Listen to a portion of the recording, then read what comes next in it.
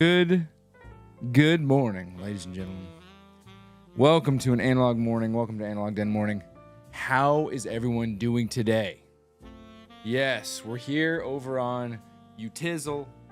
Despite all of my research, we're here for the Analog Den Morning Show. Welcome in, ladies and gentlemen. Grab your cups of coffee, Sasquatches, and let's enjoy. Oh, yeah. Nothing like some 3.5 month, 4 month black and white coffee from one of your best brothers.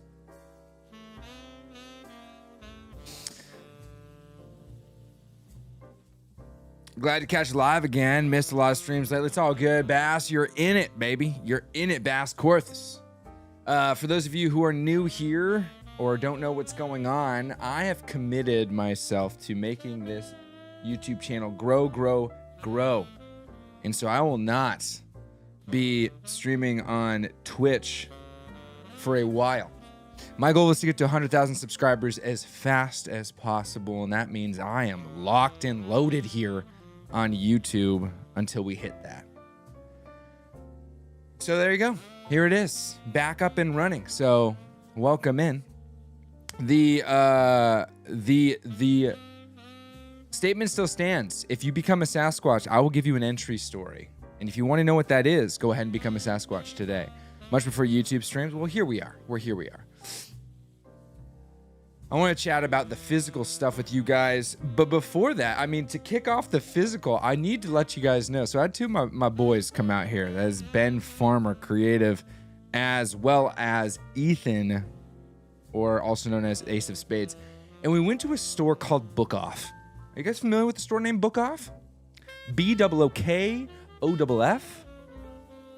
Right? Book Off. What's up, Vladdy? And so it's a cool little store that resells physical media. How appropriate, right? Resells physical media. And it's Japanese, right? So I've been told. Yes, it's Japanese.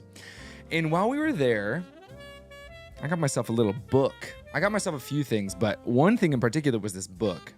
Now, one of my favorite Miyazaki films is Spirited Away. But my favorite Miyazaki film is Totoro. Now, this is neither of those. This is my third favorite Italian. No, this is my third favorite Miyazaki film, Princess Mononoke. But check it out. It is the art of Princess Mononoke, the film by Hayao Miyazaki. It has everything from concept art to pictures to one of the coolest things, which I have partially read through, the production diary of the whole movie. From August 94, Miyazaki begins work on story and concept sketches. Has concept sketches too. It's so freaking cool.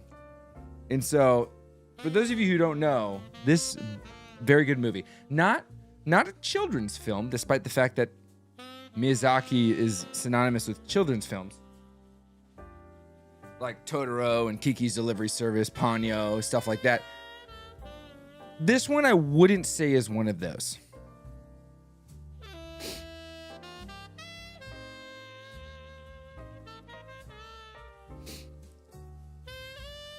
Missed YouTube stream. Well, Ash, welcome back again. All of you, no worries on the Twitch. So just to kind of update you on what the Twitch stuff, I wanted to just play games and hang out. But I felt like I was splitting my attention, and so here we are. We're back on YouTube for you guys. Princess Mononoke is my favorite too. It's great. Yeah, Bass. It's a good one. One of my favorites. Howl's Moving Castle is my fave. Ghibli. Dude, let's let me know. Let me know in the chat. What is your favorite Miyazaki film, right? What's your favorite Miyazaki film? And we're not talking Miyazaki from Software. We're talking Miyazaki from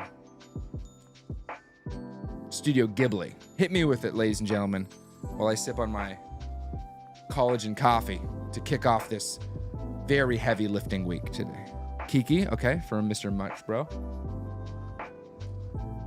Also, a huge shout out to all my Sasquatches, channel members. Thank you for sticking around through the Twitch sidestep. Castle in the Sky, it's a very good one. Very good one.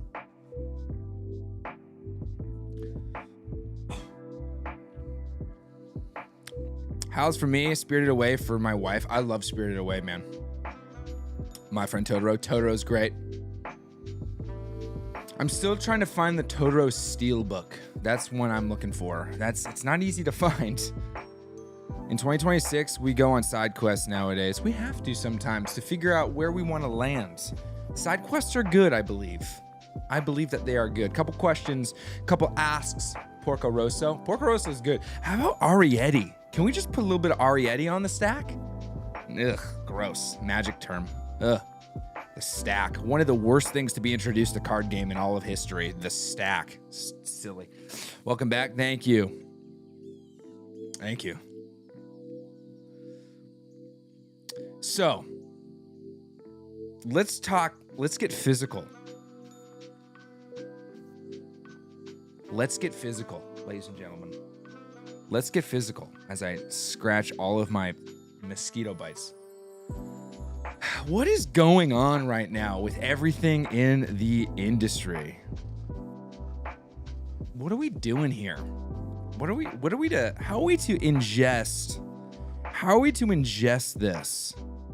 this whole situation, ladies and gentlemen?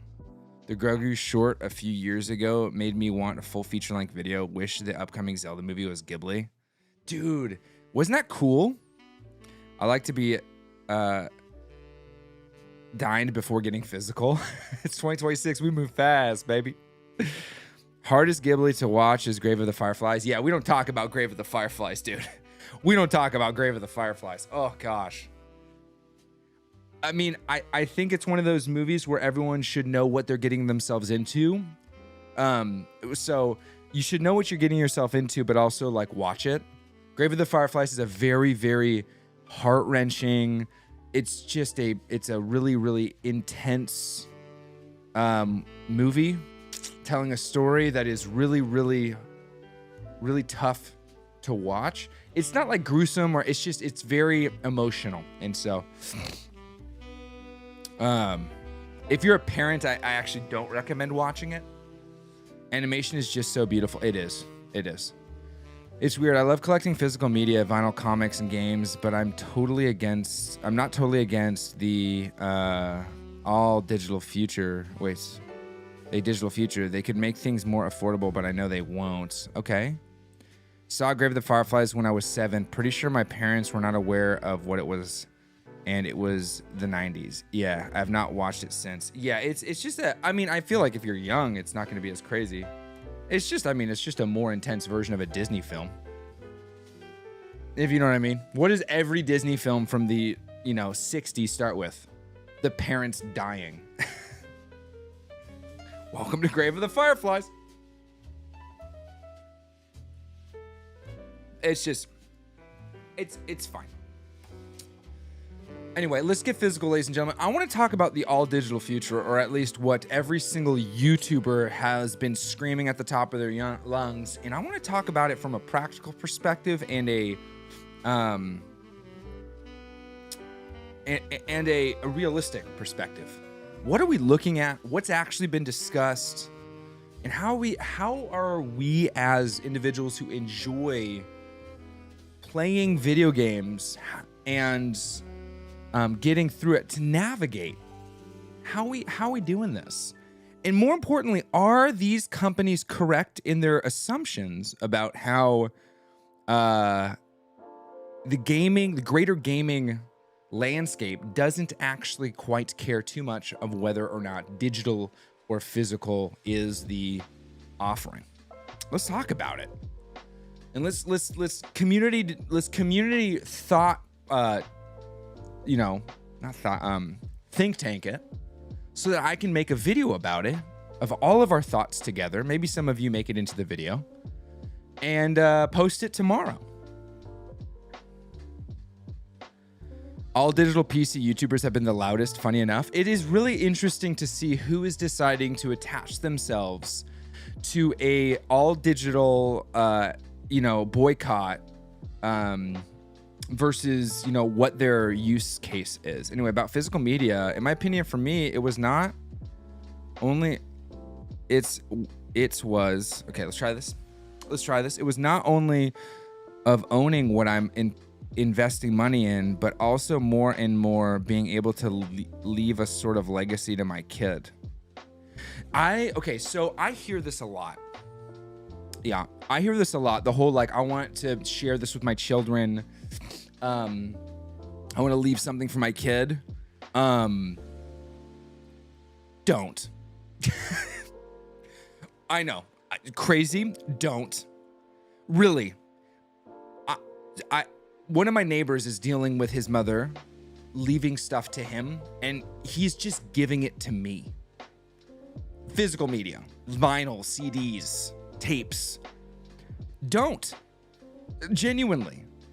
I look at my collection of Nintendo Switch 2 games, my PlayStation 5 games, because this is what we're crying about, right? This is what we're screaming about, Nintendo Switch 2, PlayStation 5. We're not crying and screaming about the vinyl special edition Chrono Trigger that I have right there. We're talking about games on the PlayStation 5, right? We're not talking about PlayStation 3. We're talking about PlayStation 5, right? And Xbox and Nintendo Switch in 2026. Leaving a legacy for... Don't do that. Then they have to manage it. They don't want that. Our kids don't want our things. My kid is 6. And my son is, my eldest is 6 and my youngest is 3. They do not want my things. This office is so sick.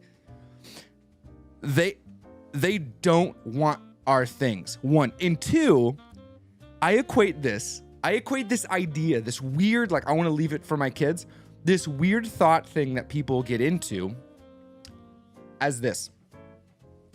Every bro, and you're in there, every bro remembers their first time deciding that they're going to get ripped and start working out. And you think, you know what? I'm going to get some attention from the ladies. They're going to look at me and be like, whoa, look at that guy. What a cutie patootie, right? That's what it is. And then you get your first high five from another bro at the gym who goes, hey, bro, you looking good, man. And you realize, you're not working out for the ladies. You're working out for the bros. You're working out to get that Arnold Schwarzenegger high five flex pump. That's what you're working out for. And then after a few months of that, you realize you're working out for yourself. That's the idea of holding on to physical media for your kids. I'm doing this for my kids is the thought. Curse them. I'm not going to be able to share this with my kids one day. Your kids don't want it. They don't want it. And I say this because I live in a household that is, we run our living room VHS, right? VHS and DVDs. And upstairs in my bedroom is our TV with an Apple TV connected to it. My kids do not care that downstairs is, they don't care. They're not like, ooh, cool, VHS tapes. In fact, my kids are like, can we watch Danny Go on the big TV? Right? It's a thing. I see you, Soul Whitehorn. Hard disagree. My dad has built a large collection of books. Will I keep everything? Probably not. Will I keep most of it? Sure. With books that are absolutely impossible to find anywhere. Here's the deal. Here's the reality for this. Here's the reality. Okay? What people are screaming, crying, and fighting for right now is a PlayStation 5 game library and a Nintendo Switch 2 game library from 2026 forward. They're not fighting for what already exists. They're fighting for games that get produced in 2027, 8, and forward. If you were to ask me, what do you want to share with your children? Everything from the future or stuff from the past? I would unequivocally be like, I'm gonna stick with the past. Vladdy Daddy shows up, covered in fur. One thinks, is this guy safe? His name's Vladimir. He's safe, because his name's not Vladimir. His name is Vladovsky. His name is Vladovsky Dodanovich. He shorts it to Vladdy Daddy because it's easier, it's alliterative. But this Sasquatch is not only safe, but a cook. A Michelin star chef who knows everything about the beautiful dish made by rats, ratatouilles. He can cook an eggplant to perfection. Welcome, Vladimir Dodanovich. But we simply just call you Vladimir. Vladovsky Dodanovich. We simply call you Vladdy Daddy. Welcome in. I think you're putting words on a sentiment that is larger than a 2026 collection. People that are into physical right now wanting to keep building a collection in the future. So Whitehorn, I agree with you for if we can establish a very specific thing. We can establish the difference between people who play video games and people who collect video games. Because collectors, I will hand them their sentiment card. I will hand it to them and say, you're right. This could, because nothing's final. This could absolutely suck for the collectors. For the collectors, right? There's a line in the sand. There's some crossover. The crossover is single-digit percentages. I think that we have been tricked as consumers. We used to be customers, but we've been tricked into thinking that collecting is playing. It's not true. It's not the same. It's not the same. What's up, dude? How you doing, big fella? Welcome in, baby. There can be a part of it is only for clout and joining the discussion in an echo chamber, but people attached to physical yesterday, now, and tomorrow do exist. I have a day off, so I can check in for the stream today. Heck yeah, man. Here's our, this man saves lives in more ways than one. Works in an ER and is a chaplain. So this dude's just double saving lives. But today's future will be the past at some point. It will be the past, Corthus. It will be the past. I'm not saying that an all digital future is good. I'm not saying that physical media is antiquated. Neither of those things is what I'm saying. What I am saying is maybe from a practical, you know what? Justin said something pretty good. Justin, can you read? I saw you say something. If I missed what you said, I'm giving you the opportunity to copy and paste it again so I can read it. I'm not going to scroll back up past what our new Sasquatch came in. Please repost it. I'll read it. That's not always true. Most of my job is telling people to take care of themselves and then taking care of them multiple times in a row because they don't. Yeah, I understand. As someone that has over 10,000 comic books and I've only read, say, a couple hundred of them, I can attest that what starts off consuming becomes collecting. It can. I think that, I think, and this is maybe a controversial thing to say, but hey, dude, I'm all about the controversy. I think there's more value in collecting comics than video games. There, I said it. Games today where people say these games are worse and the magic has been lost, these are the games we want to keep and pass on. That's kind of where I'm at too. I haven't seen people like scream and yell about how this is the worst gaming, decade that the gaming crash has happened. But then they're like, but we need to have it physical. I understand the sentiment, dude. Here's the deal. I am someone who is obsessed with physical media. Right? I am absolutely obsessed with physical media. I have books, I have vinyls, my car has CDs. I don't plug my phone in my car. I started purchasing CDs, right? when we replace our car, I'm going to do my darndest to find an old enough car to have a CD player in it.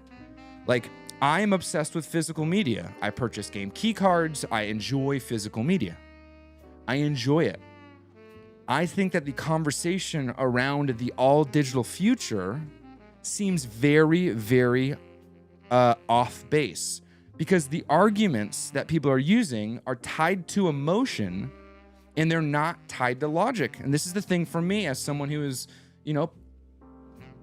partially neuro spicy, is it doesn't make sense to be like, I'm leaving it for my kids. Your kids don't want your junk. They don't want your junk. They don't want Fire Emblem Engage. They don't want it. They don't want GTA 6. They don't want it. Right? I love physical media, and I will fight to find it. I don't mind that it's a little bit of a treasure hunt. I understand we had it easier back then. The advantages to digital media do exist as far as clutter and stuff like that. The disadvantages do exist as far as quality degradation, right? And it's not because the quality of the video or the music is degrading, because it can't digitally. It's that they don't give you the best quality, one. And two, they pump it full of advertising. The comment I posted earlier was in the moment. We've moved on, but I want to read it. You probably said something profound. You are the sage. There it is. Yeah. So I made the statement that your kids don't want your stuff. And Justin he shared an intimate thing. He shared that his mother passed last year. And I can totally verify that there's so much stuff we ended up just throwing away because no one wanted it. I still have things that I'm trying to give away to cousins. Yeah. I was missing these directs. Hi from Argentina. Hey, what's up, man? I mostly play on PC, so I accepted the digital world because Steam is very nice. I have tried for 2 years to enjoy PC gaming. I've tried so unbelievably hard. So hard. I can't do it. Yesterday, I was like, I want to play Clair Obscur Expedition 33. And I sat down, I was on my PC, and it looked so spectacular. Oh my gosh. I couldn't get through more than 25 minutes. I turned on my PlayStation 5 Pro, I played for 2 hours. I don't understand what it is about it. Is it that I have the disc in there? No. What is it? I don't know. I can't tell you. I am not able to I don't know what it is. Don't forget, everyone, there was a time when record stores all went away and there were no vinyls, and then people found a way and they started making vinyls again. Same can be true for collectors' vids. Yeah, it's true. Most of the games I've been buying are retro, trying to rebuild my PS1 collection. There you go. People forget that physical disc media, being digital only, still forget that there are plenty of games out there that don't need an internet connection to download patches that are required to play it. Yes, I mean, most of them are on a couple generations back, but that's true. I can second that. When my dad passed, we donated so many of his books. There's only so many things we can keep. That's right. In the grand scheme of life, there really is no ownership of things. I've come to realize huge collections become selfish at some point. Working on downsizing and curating. There it is, man. This step back was cool.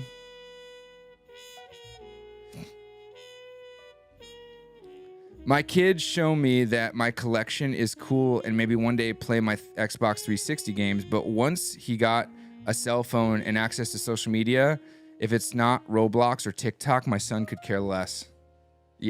Yeah. My kids don't even know what Roblox is. I work on PC all day. It's sometimes hard to sit down at my PC at home. Otherwise, I love my PC. Totally fair. I'm sad Sony canceled PC ports for single-player games. I don't want waiting a year. Controversial take.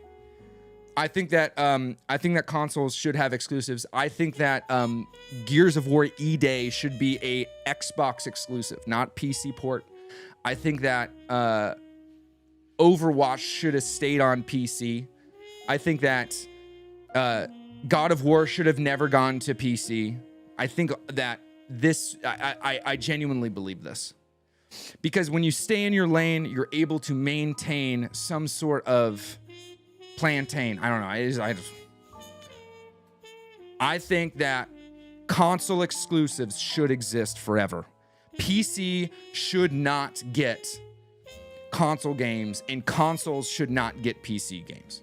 Keep WoW on PC. Keep Overwatch on PC. Keep, heck, PC, you can keep Call of Duty. I think that it should exist because that type of competition was great in the 2000s. The only console I own is a Switch 2. Yeah, exclusive games also create competition, which is good. It is good. It is good. Exclusives help foster console ecosystems and console identity. Without exclusives, there's just another console. Everything's a PC. Without exclusives, everything is a PC. That's what it is. A PlayStation 5 Pro is a PC. An Xbox Series X is a PC. The Helix will be a PC, and the PS6 will be a PC. Without console exclusives, everything is a PC, and it's competing against Nintendo, which is winning every time. I agree. The only reason I own a Switch is for the Nintendo games. Yeah. And then you start playing third-party games on it, and you're like, you know what? This is good enough. Maybe I don't need to sit in this room and it increase by 15 degrees every time I play a PC game. Also, Justin, you still here? I have good news and bad news. If you're still here, I'll share it with you and everyone else can hear it. Limited run games still exist too. Overwatch actually just reported that this quarter is the best quarter since 2022. You still anchoring down on just the Switch 2? Sort of. I use the Switch 2 for 90% of my gaming. The PlayStation 5 Pro I use for Expedition 33 and some bigger games. And it will be what I use for Revelation. There are some games I just want to experience the best visual. Revelation, Final Fantasy VII, Revelation, I want to play on the PlayStation 5 Pro. I do. I know it would play better on my PC, but I can't play Final Fantasy on a PC.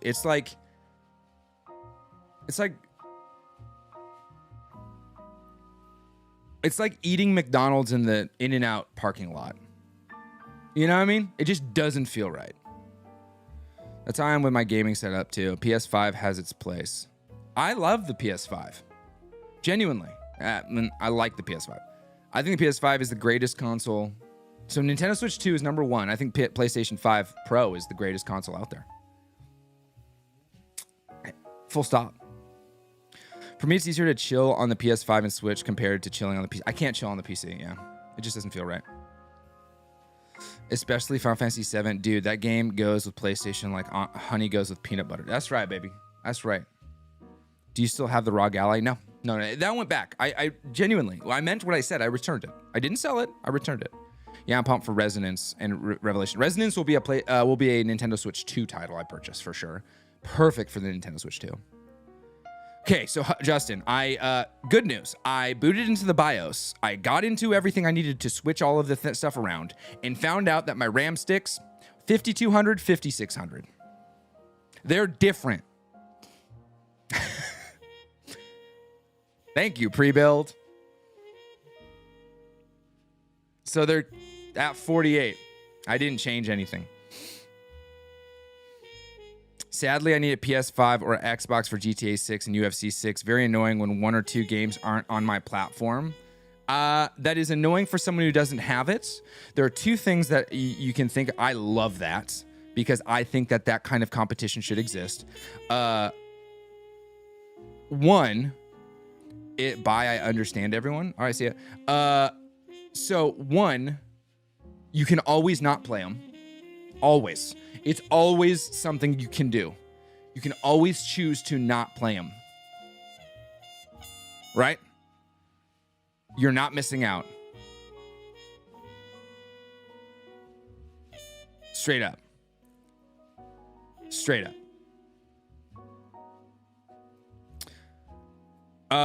Two, you just go get the system and now you have it. Two, you can wait till it comes to whatever preferred system you want. And three, you can go buy the system. I think console exclusives are a beautiful thing. Genuinely do. Always have, always will. Am I sad that I can't play Halo on my Nintendo Switch 2? No. UFC never comes to PC. EA might be the worst when it comes to PC. Is that a good or bad thing, right, though? I think it helps you understand what you're getting into, right? That sets expectation. You never have to worry about. That's the thing that I like about exclusivity is you don't have to worry about it.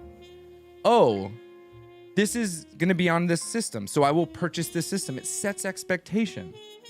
Because if there's no reason or incentive to get yourself into one of these devices, then what's the point of it existing, right?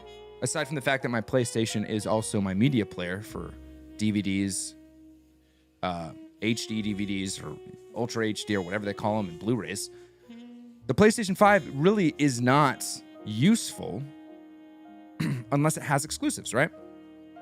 Now, I do use it for other things. Okay, that's BS, which means someone in the store or warehouse switched those out, most likely, and figured no one would notice, just like your first one had trouble. This one had trouble, and we just never... This one never had trouble, though. I haven't had any issues. Well, it's weird that someone in the warehouse would have switched it out because they're the same brand. They're just different speeds. I wonder if they just weren't paying attention. It doesn't matter to me. Is your PS5 Pro digital or physical disc version? It's physical. I have the physical drive on it. I have the physical drive. RIP Brosy? No. This week, we're back. I'm still playing with the idea of it being here. It's probably going to be on my... I have another channel that it might be on. But, no, Brosy's coming back. Don't worry. If you become a member today... No, I'm just joking. Hard not to feel guilty giving some things away. Just have to hope they've gone to a good home. Yeah, I mean, also, like, I understand sentimental value. I have stuff that I'm sentimental about. What's that channel called? Don't worry about that right now. If I post it on another one, it's my first channel I ever made. There are like 1,000 videos on it. So I was going to get the Xbox Series X, but the prices keep going up. So the classic pawn shop visit comes in clutch. Yeah. I finally get Nintendo. What's that? Jacked and stacked? Dude, this guy's ripped. Wish he was a Sasquatch. I ended up caving and picking up a PS5 over the weekend. Well, welcome to the crew, dude. Here's the deal. If you own a PlayStation 5, everyone hates PlayStation right now, so you're kind of a rebel. You're kind of like a part of the dark side. Nintendo is all about fun. It is all about fun. Nintendo is a toy company, and this is something Justin always talks about. Nintendo is a toy company. Sony is a hardware company, and Microsoft, he doesn't go this far. Microsoft is a software company. And if you think about them in that respect, you will understand every decision that they make. So Nintendo is a toy company. Think about their games, think about their hardware, think about the interaction with the hardware, think about how the hardware lasts, exists, the legacy, the way that you can share it with others. If you think about toys, Sony, think about hardware. Think about they used to make DVD players. They used to make sound systems. Think about what they do and what they bring to the table. Their controllers, the Dual Shock controller, and then now the Dual Sense controller, and now the ability to play DVDs and Ultra HD DVDs, one of the first to market to be able to do these things, right? The CD player inside of the PlayStation 1, right? The DVD player inside of the PlayStation 2. The way that they are able to keep a media going.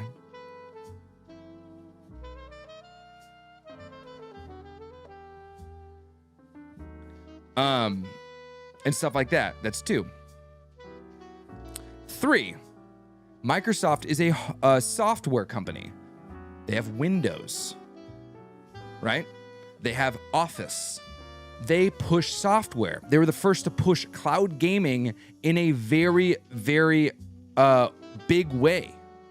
Very big way, right? Cloud gaming with xCloud. Now, they weren't the first to go to cloud gaming. Luna decided to try to do that, but Microsoft really were the ones to successfully push cloud gaming in a direction, having Xbox Play everywhere, software everywhere. And now they're heavily leaning into that as the future of not Xbox everywhere, but their software being important. Why do they purchase so many studios? Because they want software, right? They want software. And so if you think of the big three companies right now, the three of them, only one of them qualifies as a game company. And that's the one that is toys. They make things for you to play with. They want you to play with their creations. Google also tried with Stadia. Yeah, Google and Amazon, I don't give them any market share in the gaming space. Right? Because Costco has such a good warranty, it might qualify for a warranty replacement of the original purchase price. Maybe. I'll have to give it a crack. I'll call them. Do you think it's a good idea to stack PS5 Blu-ray drives for the future? Say hello to Brazil. What's up, dude? I don't know what that means. Try it again. Explain it better. I'm not too sure. I'm not trying to be mean. I don't understand what you mean by stack PS5 Blu-ray drives for the future. Stadia was actually excellent. Oh, okay. Cloud gaming is kind of buns. I don't know what that means. Cloud gaming is rough. It means hoard PS5 disc drives because of FOMO. No, don't be a hoarder. Brazil historically still plays almost exclusively on older hardware. Well, I would think just learning how to repair them yourself would be a better option. They mean resell or collect when physical games. Just get it for yourself. Why hoard it?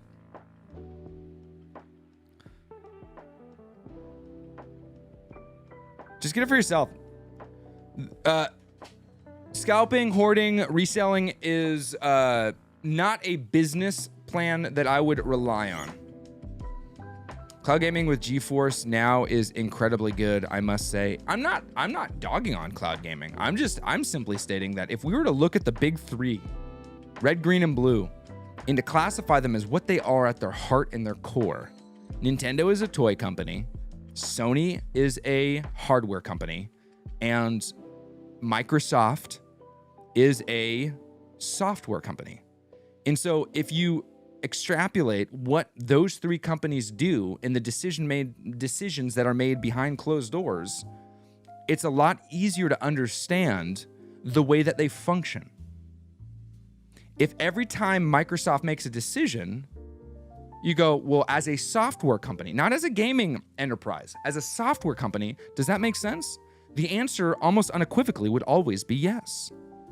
These current big things Sony is doing as a hardware company makes a tremendous amount of sense. As a hardware company, right? To shift away from a medium that, based on data that they've collected, is not beneficial to their overhead. Or bottom line, rather. That makes sense. Do I agree with the subject? That doesn't matter. I'm not saying whether I agree or not. Right? I'm one person. It doesn't matter. I've already stated I personally enjoy physical media.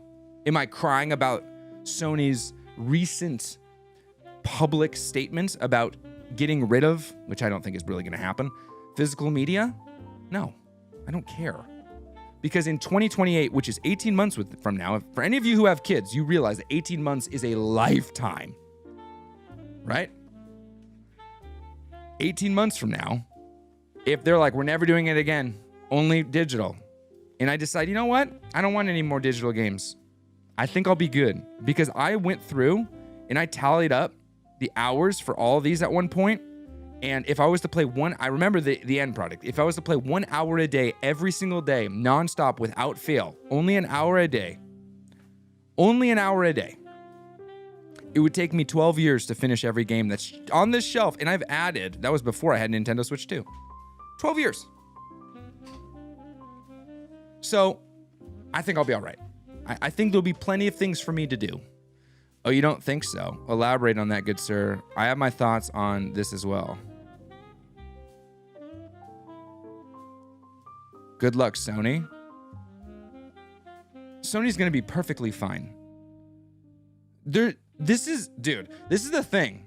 And again, this isn't me saying I agree with the thing, right? So you can hear the words I don't say, but Sony's going to be fine. What? Dude, this blackout people are doing, people are crying because they're like, dude, it's during GTA 6. Don't do it during GTA 6. First off, I've seen people talk about this like, screw Sony. I'm still going to buy Wolverine. It's a Sony studio. So, like GTA 6, I'm going to play it on, it's the only game I'm going to. All right. Like, you're going to play it online because you're going to need online. The blackout's 5 days. 5 days. The entitlement of some people. They think, 5 days. Dude, this is the part that's so off base from the screaming online. How insulting is it for the working average Joe, right? Who isn't making YouTube videos, who has a normal 9 to 5? How insulting is it to them that you're like, I'm going to stick it to them and I'm not going to play Monday through Friday? They don't get to play Monday through Friday. They're working.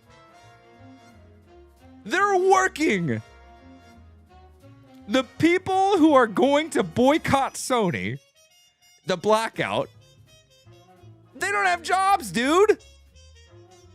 Like, 5 days, don't use your PlayStation.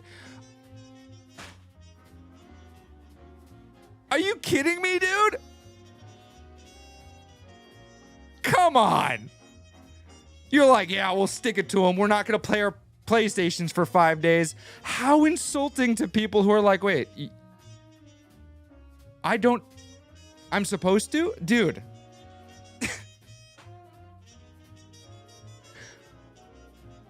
Dude, what do you think most people do? My neighbors,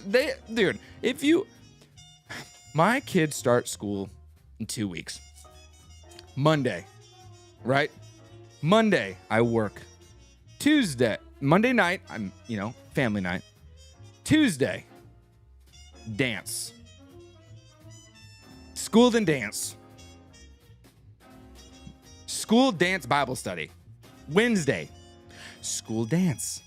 After that, Thursday, I have Star Wars cards to play in the evening. Friday, family night. Saturday morning, I either get to go play Magic with some friends or play video games. Like, dude, how about go 1 month? And bingo, hit the nail on the head. I think people who putting up the good fight for video games at the end of the day, it's a few hours a week pastime for like 95% of people, dude. These people who are chronically online, who like their hands are stuck in this position. Let's stick it to them. Do you realize the average person, this is the problem with algorithms and YouTube, is it makes you feel like reality is everybody's the same as you? No, dude. No way. Dude, that's not true. Algorithms make the world feel similar. It's not true. People aren't the same. I'm the only person. That's not true. My best friend too. We are the only people in our whole friend group who even touch a video game. Like, literally. Like, it's crazy, this idea. Let's stick it to them and take 5 days off. Like every good, hardworking American. Like, dude. Not everybody plays like all day long like Asmon or something. Come on, man.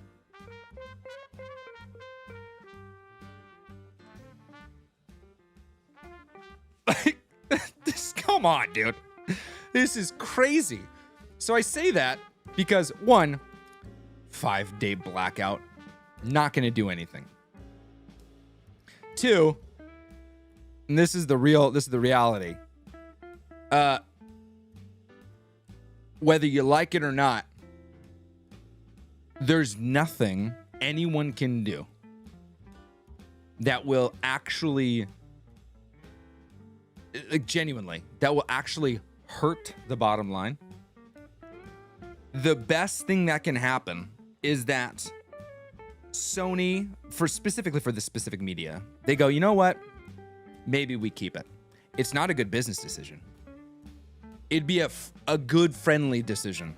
They're making a good business decision. They're not making a friendly one, but they're making a good business decision. Now, I historically am someone who doesn't make good business decisions. I'm led by emotion. I am led by passion. I am led by my feelings. Sometimes. That's not good for business. I don't take on sponsorships often. Bad for business. When I do take on sponsorships, it's only in something I use and believe in. Bad for business. Right? I'm not making the amount of money I could make monetizing you guys. Bad for business. So I understand making decisions that are bad for business, but good for feelings. And that's the only thing that they could do. What they're doing is very good for business. Their business. It'll make them more money. And they're a hardware company. They're not a toy company. Now, this doesn't mean what they're doing I like, but that doesn't matter. Right? What I like doesn't matter. Right? I interact with what is in front of me. I have 6 kids and 2 jobs. If I get an hour of uninterrupted time on my PlayStation, it's a miracle, says Lone Wolf. Yeah, dude, I get that, man. A1, I just packed up my video game collection because I'm moving. The fact these gaming companies are taking the ability to continue to curate collection with new games in our gaming rooms is horrid. I don't agree with that necessarily. They're not taking anything away. Most people who complain about video games online don't realize they don't represent the masses. The masses don't care about physical games. The masses are simply playing games on their phone. Yeah, that's actually the scary truth, yeah. People say video games don't care about customers, maybe, but neither do utility, mortgage, insurance, and auto companies. I'd rather be mad at them. I'd rather not be mad at anyone. It seems like a lot of, why would you be mad all the time? What I would like to ask is whether, from a preservation standpoint, it would be a good idea to buy PS5 Blu-ray disc drives for myself to keep them for the future. I'm not interested in reselling them.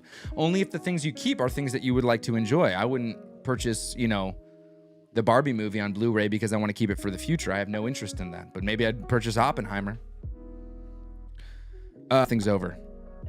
Honestly, until it happens, nothing's over. I used to think physical media mattered because I could pass it down, but I doubt my daughter will. Physical media for me has nothing to do with passing it down. It has to do with my own interaction with it. Once I'm done interacting with it, if my kids like it, great, but I'm not doing this for them. This isn't for them. This is because of ADHD, really, but this isn't for them. In fact, I don't care if they ever play a video game. Genuinely. I don't. My daughter has enjoyed some games. I love that she played Super Mario World and she likes Mario. But my dude, no. I don't care. My kids could hate video games for all that I care. It does not matter to me. Video games I like. It's something I enjoy. All right? This doesn't change without government intervention, I think. I really hope the government doesn't intervene. I do not want to see governments get involved with these types of things. That makes it so gross. I mean, disrespectfully, but we don't have a lot of people that are truly willing to stick up to the man. There's no man here. Not anyone. We have a lot of talkers with opinions, no real fighters anymore. Because this isn't a problem that's that big. That's the thing that I think we don't realize. The algorithms that we watch videos on is curated. is curated to whatever you've been viewing at the time. So if you watch one video about how much this sucks, you're only going to get videos about how much this sucks. You want to know how I know this? Because I watched one video about how much this sucks. I got 100 videos about how much this sucks. And then I was like, okay, I want to build my triceps more. There's no more videos about how much this sucks. All I'm getting is Ryan Humiston's backlog of how to build bigger triceps. I don't even have one video game video in my feed. You are 100% being influenced by algorithmic decisions.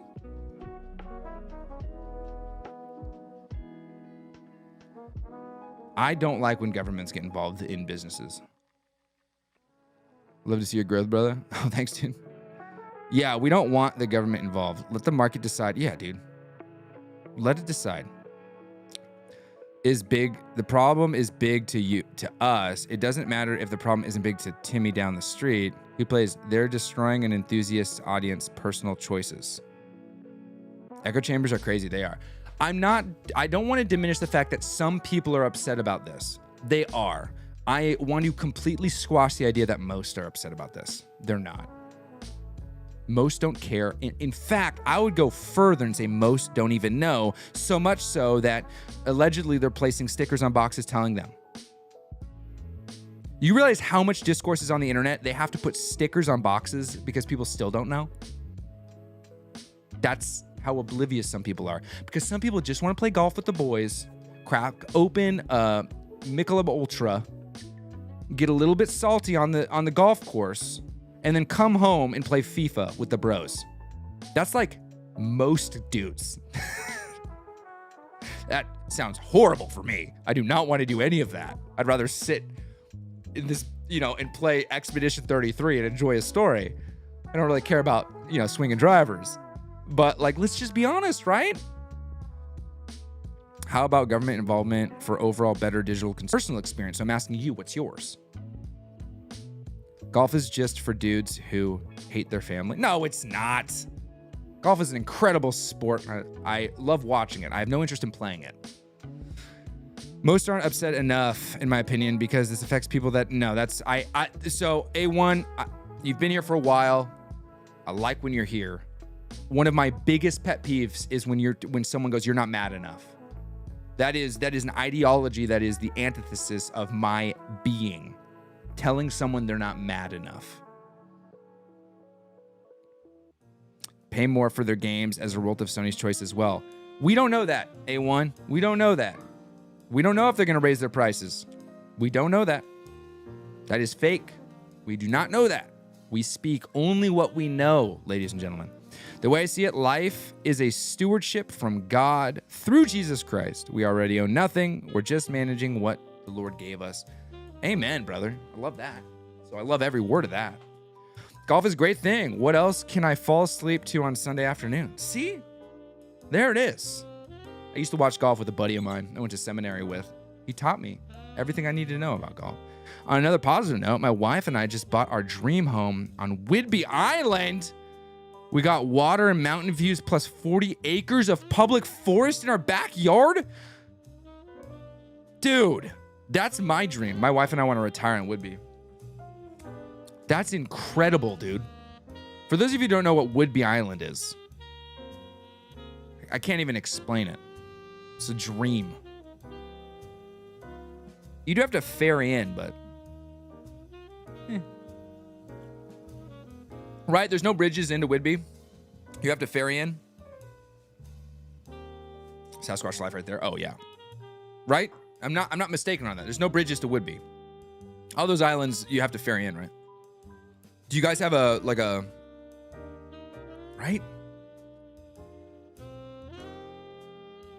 There's Deception Pass in the north. So there is. That's inconvenient. That's the bridge to mainland. Okay, so there is a bridge. Because I know Whidbey is a main hub. Man, that's incredible. You're in the Discord. I'd love to see pictures. I really would.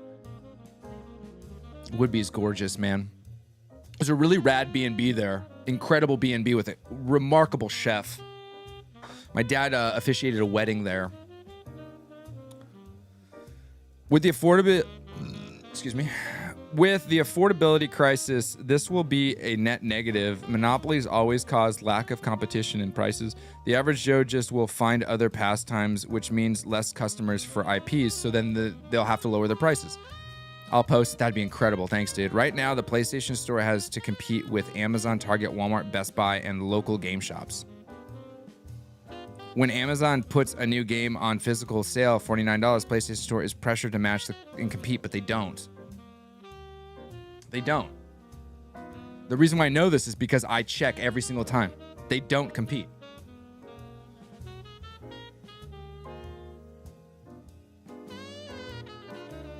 This guy sounds like a libertarian. Who?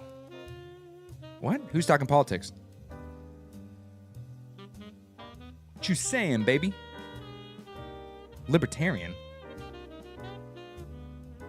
What you talking about? Who's libertarian?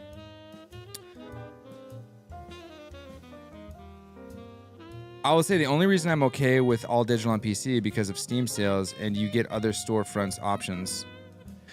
Well, so yeah, it's really interesting. The only I understand what you're saying. GOG excluded. GOG excluded. Okay. GOG excluded. Talking about markets and monopolies. Don't call someone. It's who cares? He can talk about markets and monopolies all he wants. Don't call someone names. Libertarian. I know it's not negative to be a libertarian, but just come on, dude. We're not gonna do that in this place. It's really interesting to see some of the comments. The only reason why I'm cool with Steam is because of the sales. It's the equivalent of saying the only reason I'm okay with waiving my digital rights that are so important to me is because it's inexpensive. So it means that there's a price on your rights, which is, we just gotta call it as we sees it, boys. The only reason why I use PlayStation through this hardship is because they have GTA 6. Once it's on PC, I'm leaving. There's a price. Everyone's got their dollar amount, right? Everyone's got a dollar amount.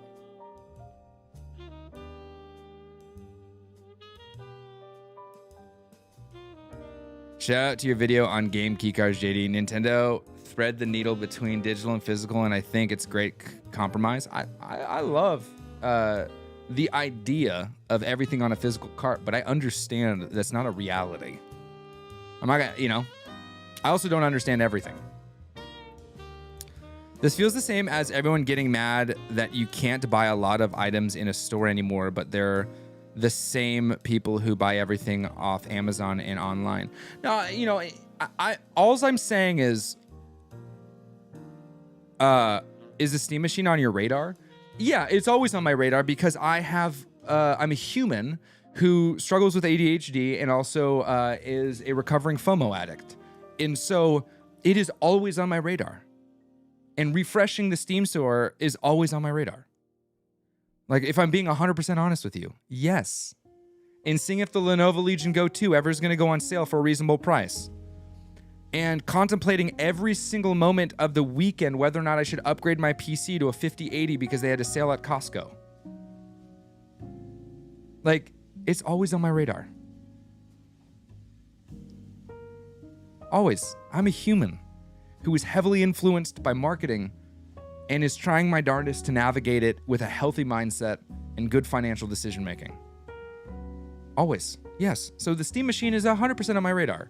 I have myself a place in line. Will I get it? I don't know. I'd like to say that I'm satisfied with what I have now, but I can't argue that the content that would come out of it is great. So it's a very hard decision to make. All right? Costco has 5080 sale right now. It did. You lost it. It was a full gaming rig. It was a 2 terabytes SSD, 32 gigs of DDR5, a 5080, and a Ryzen 9 9900X for $2,600. It's now up to 32 again. We here fold under absolutely no pressure. That's right. UK are here. Not seen Whitby before, but looks beautiful. My dream is to retire in the Dales, stunning rolling hills. That's awesome, man. Recovering FOMO addict hits home for me. Your video about not needing to play everything and just committing to one system resonates. Yeah, man. I try. Bought my PC from Costco last month. Incredibly happy with it. My first ever PC. Yeah, I have PC right now, and every couple of months I'm like, I can't game on it. I spent the morning, I woke up early this morning to everything right now. I'm streaming off my Mac. I got 9070 XT, 9700, 32 gigs, super nice system. I am very lucky. That is nice. Right now I have a 4080 Super, 32 gigs of RAM, 2 terabyte SSD.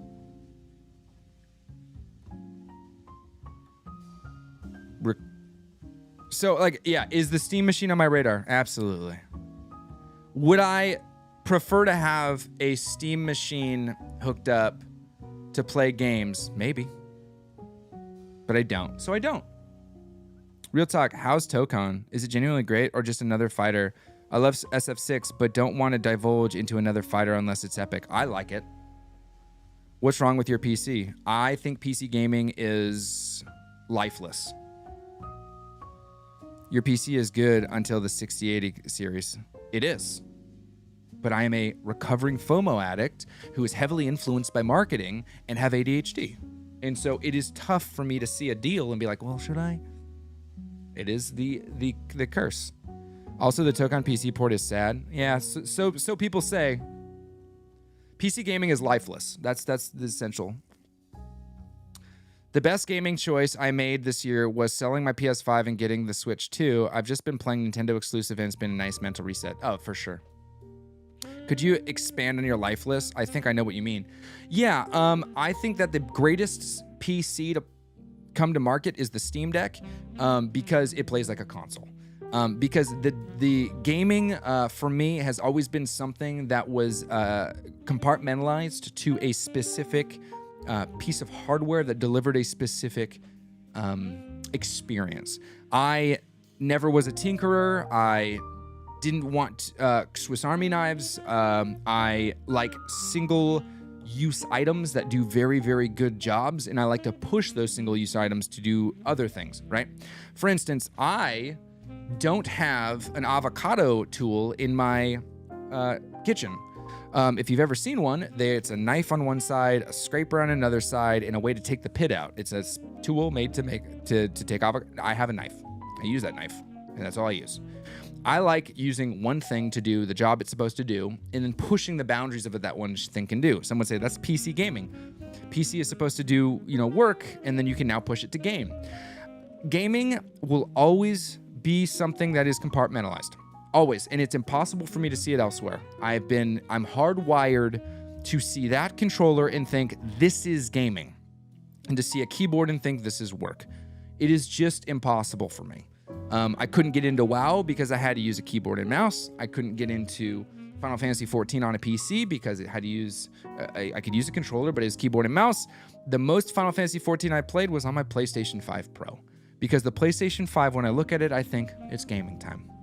And so when it comes to PC, every time I play a game on a PC, while I've had good experiences, my Elden Ring run was on PC, Black Myth Wukong was on PC, Dark Souls 1 was on PC, there was always an element of that experience that at the end of the day, I feel that was not real. And I can't articulate it better than I just did. PC gaming, for me, is Sleep Token. It's people who say, yeah, I listen to metal. Oh, really? Who? Sleep Token. Okay. Sleep Token is for the metalheads who don't like metal, and PC gaming is for gamers who don't like gaming.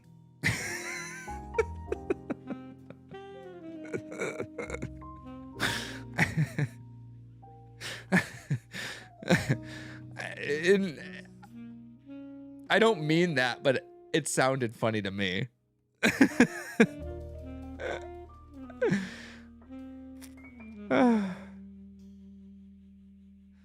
Too alternative for you? I like Sleep Token, actually. I think Sleep Token's kind of great. I think they're really interesting. The whole like get-ups I think is silly. It's like, come on, you're a grown man, stop dressing up. But that's a me thing. I feel the same for Slipknot and all those guys. You just stop it. It's a metaphor. We don't. Okay.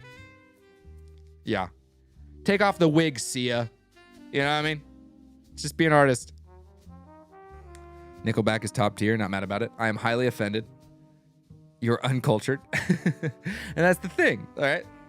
That's the thing. PC gamers.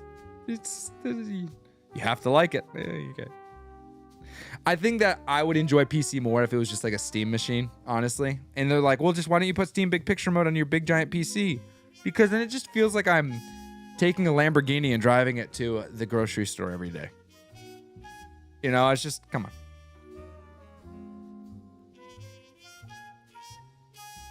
It's like, just hop in your Corolla.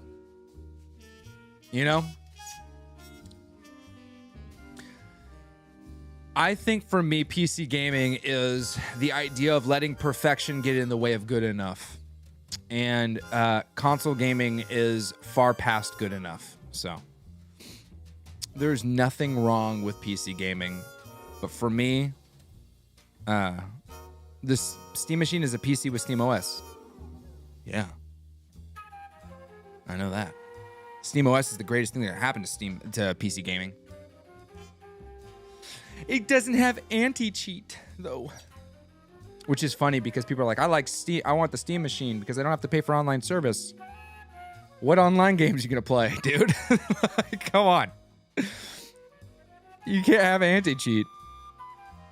Say PC gamers are not real gamers is rage baiting at this point. Oh, I think it's just funny. Of course they're real gamers. I think they're more gamers than console gamers, to be honest with you.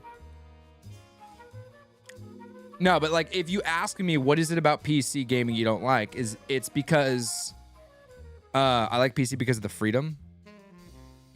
If freedom of your gaming is more important than the experience itself, PC is perfect. For me, I don't care about that. All I care about is the experience that the game grants me. When the game is finished, like James Bond, it's done. I had the experience. I've ingested the meal. It's a memory now. I don't need all of that stuff. So you don't believe in the PC Master Race? I believe it exists. I think that people definitely believe in it. Just started playing Splatoon Raiders this week. Can't put it down. It's great. Also, stepping into GameStop nowadays is crazy. Just Funko Pops and funky smells. I mean, mine smells like lilac. When someone asks me, why does PC gaming not feel good to you? That's my explanation. Because PC gaming feels like fake gaming. To me.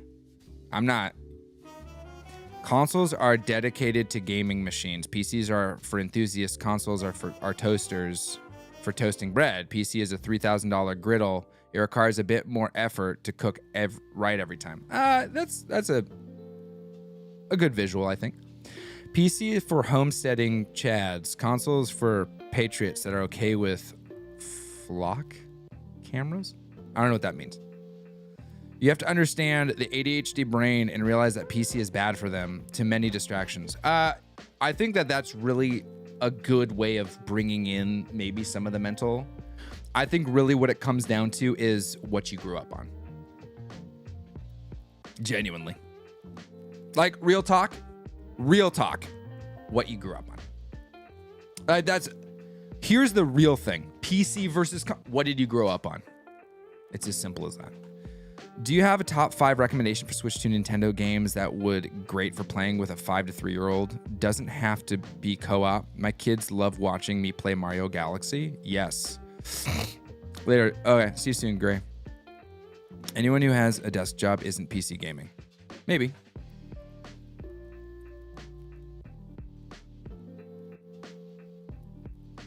I go to Mall of America, and that's the closest GameStop, surprisingly. That's crazy. The equivalent for GameStop in France is now pushing hard on selling retro games. Funko Pops are being replaced by TCGs. Yeah, there you go.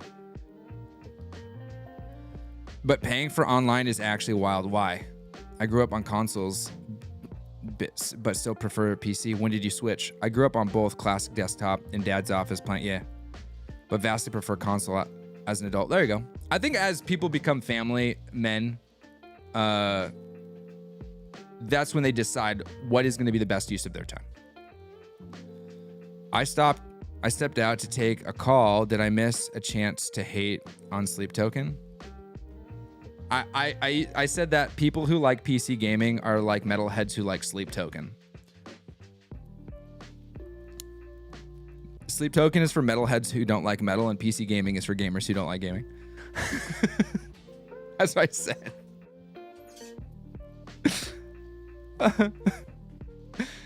Paywalling a feature for a game you already paid full price for is why. There's literally like 4 games that you need online service for.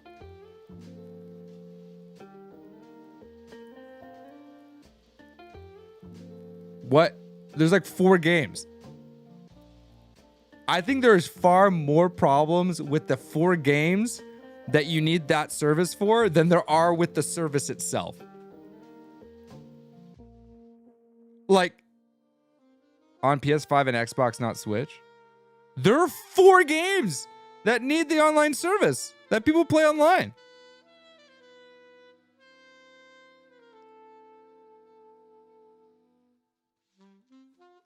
All they do is play Call of Duty,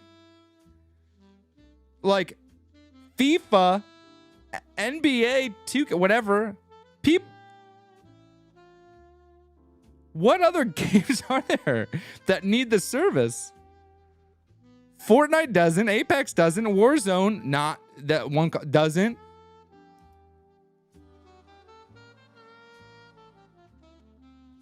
Ball and gun games. I think ball and gun gamers are the greatest gamers out there. I said it. Hot take. Ball and gun gamers are great because they develop a skill in a specific game and they maintain that skill and dedication. I wish I had the same type of attention span as a ball and gun gamer does. Genuinely. I think ball and gun gamers are great. And I massively, massively detest those games. I don't enjoy them. I just wish I had that type of dedication and skill. They are so good, man.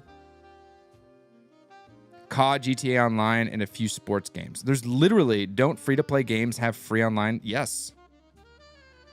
The online service thing is not, it's such an antiquated idea. Paying for online? No, you're not paying for online. You're paying for their streaming service and their other stuff. Paying for cloud saves is frustrating, but it's just a part of the game now, baby. You're storing it on their server anyway, so you don't have to. You can store it locally. To up my skills in Rocket League. Yeah, dude. The idea of paying for online is crazy to me that people use it as an argument. People don't play online games. The majority of people. You don't have to pay for cloud saves with Microsoft. Well, there you go. There's your option. Microsoft. I don't really, but Microsoft is, their online service is far more expensive.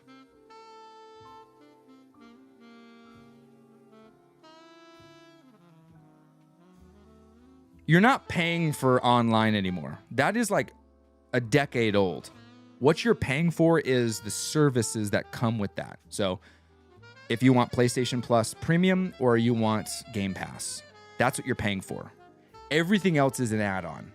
Online doesn't matter because most people playing online are playing these silly games. 2, cloud saves with Nintendo and with Sony, not with Microsoft, allegedly. I didn't know that. It doesn't change where I stand on this. Long live shape buttons. 3, the services that are rendered are often advertised as the games you get, not the online service. So the idea of, I can't believe you're paying for online is ridiculous. That's not what people are paying for.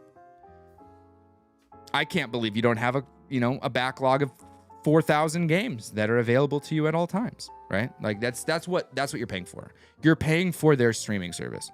So we've moved past it I think people are kind of stuck in the past. I sometimes feel pressure to keep even the essential tier only because of the free monthly games I've gotten over the years. Thinking of canceling it though, it's up to you. I mean, $60 a year at the beginning of the year is what, 25 cents a day? It's up to you. If you don't find a use in it, then you don't find a use in it. The one thing about those free games, it's not like the Epic Store, which gives you free games and you don't need a service to play them. You have to have the service maintained to play those games. Which, whatever, dude. Like, genuinely, whatever. $600 over the course of 10 years, I think we'll be all right. I think that people spend more money purchasing games on sale on Steam than a console player will pay with their online membership. It's $80 a year now? Oh, so 80. I pay for NSO, happy with the selection of games. Yeah, I felt the same way, but I didn't want to lay those games anyway. Just digital hoarding. There it is. There it is. I think that everyone just, right now, with everything happening, would do better if they took a step back and started reciting some of the things that they've been saying and then going, okay, how does this still make sense? Or does it still make sense, right? I'm collecting physical games for my children. Does that still make sense? Do you think your kids will care about it? I can't believe you still pay for online service. PC doesn't charge you for that. What games still require online service? Is it still just online service, or is it now different benefits to having that online service? Because Sony added a catalog of stream movies, right? You have a catalog of movies. By the way, you know those 521 movies that they delisted? They're all in the streaming service. Not all of them, sorry. Not all of them. A good amount of them are in the streaming service. So I don't understand what that was about.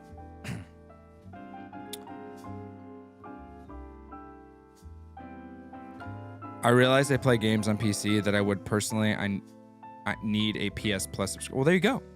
You probably are an exception to the rule. Paid games require PSN, Xbox Live, NSO. Free to play don't. I would argue not a lot of people play those paid games on PlayStation or Xbox. Nintendo may be different, but Nintendo's online service is like $80 for a year for a family, and they do not care if you had friends on that.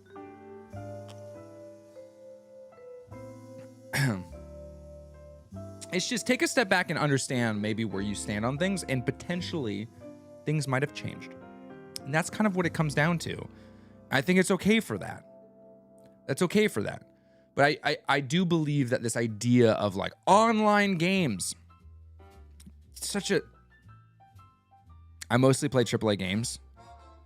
There you go. We found one person who still does. We tend to like to find things to complain about. We need to start finding things you are thankful for and how you're blessed. Totally game-changing attitude. I think so. I think really what it comes down to is the internet is filled and algorithms are filled with the idea that we are dissatisfied. Right? And it doesn't have to be that way. Bye, buddy. I love you. I am working, bud.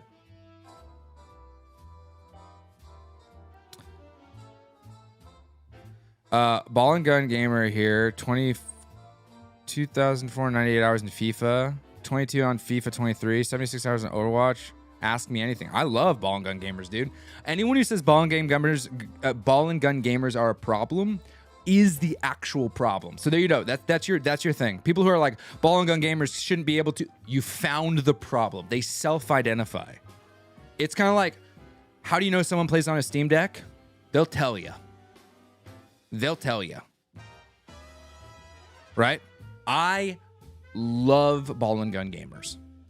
I believe they are incredible. They're the backbone. Yes. Except mobile, I don't care about. I don't think gaming on mobile is gaming. I think it's just distracting, but it doesn't make me feel any, the person, it doesn't matter to me. I am the most degenerate Ball and Gun gamer in this chat. You're not. I mean, if you want to self-identify as that. Steam Deck owners are the gamer equivalent of vegans. Okay. Come on, dude. Come on, dude. That's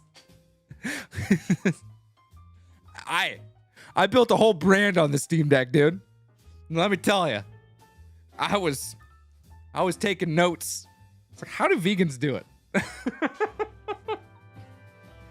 I still want a Steam Deck, man. Oh, I still do, man. I still do. Always gotta tell someone, dude. I was ball and gun gamer, but no more. Each been a year since I stopped them. You're in recovery. Yes. Next question. Steam Deck owners remind me of Christians. How so, dude? Talk to me. I'm a Christian. There. You ready? Talk to me, baby. How? Step up to the plate, brother. Step up to the plate. You're talking to one, baby. These companies have shown us that our loyalty doesn't matter to them, so we have no reason to justify their choices, especially, well, your biggest problem was being loyalty, was considering the point proven, they can't wait to tell you. No, they're like Christians. So I'm saying, okay, so what about me is like that? You didn't know until I said something. So debunked. You had no clue. Loyalty for family and friends. Yeah, dude. Well, I don't understand the loyalty. Now, is that it's almost 5 p.m. and it's espresso time? Well, first off, double S, no X, baby. Come on now. If you're going to be slamming some Spro, get that X out of here. See, Blockbuster loyal to customer only for them to betray them at the end. Did they? I'm Catholic Steam Deck gamer. I keep to myself until I'm asked about it. I self-identify as a Christian when someone's like, Christians are, they're just like Christians. Like, all right, what about me? What about me is the problem? You didn't even know, dude. You didn't even know. It's like cigarettes and alcohol, but for my health, I don't understand. Loyalty is an interesting thing. I think that it's a really bizarre consideration to have loyalty be to things, not people. When LCD Steam Deck was $350, it was the best value I've ever bought, especially now with lossless scaling. I don't even know what that is. I never got into the hack and slash of the Steam Deck. Loyalty is for family and friends. Bye, love you, kiddos. I'll see you later. Have fun at Jam and Poppies. Fabu Brick. 2 out of 3 here. You'll never catch me giving up my Steam. Goodbye, Bubba. Love you, big fella. Steam Deck is definitely more paleo carnivore diet. You think so? Espresso is for the French for espresso. And stop sounding like my Italian boss. I'll enjoy my espresso. C'est pas espresso, c'est espresso, pas expresso. Ouais, c'est espresso. Mais je suis américain, so je dis espresso. Le S, c'est double. Bon? Je suis français aussi. Ribs and steak all good. Dude, I eat steak all day, baby. I think loyalty to brands is mostly based on good experiences in the past and expecting something good with them with a new product. I think expectation is good. Track record is good too, but loyalty should only be reserved to individuals in which you can shake their hands. Damn, someone pressed this French switch. C'est espresso en français? C'est pas espresso?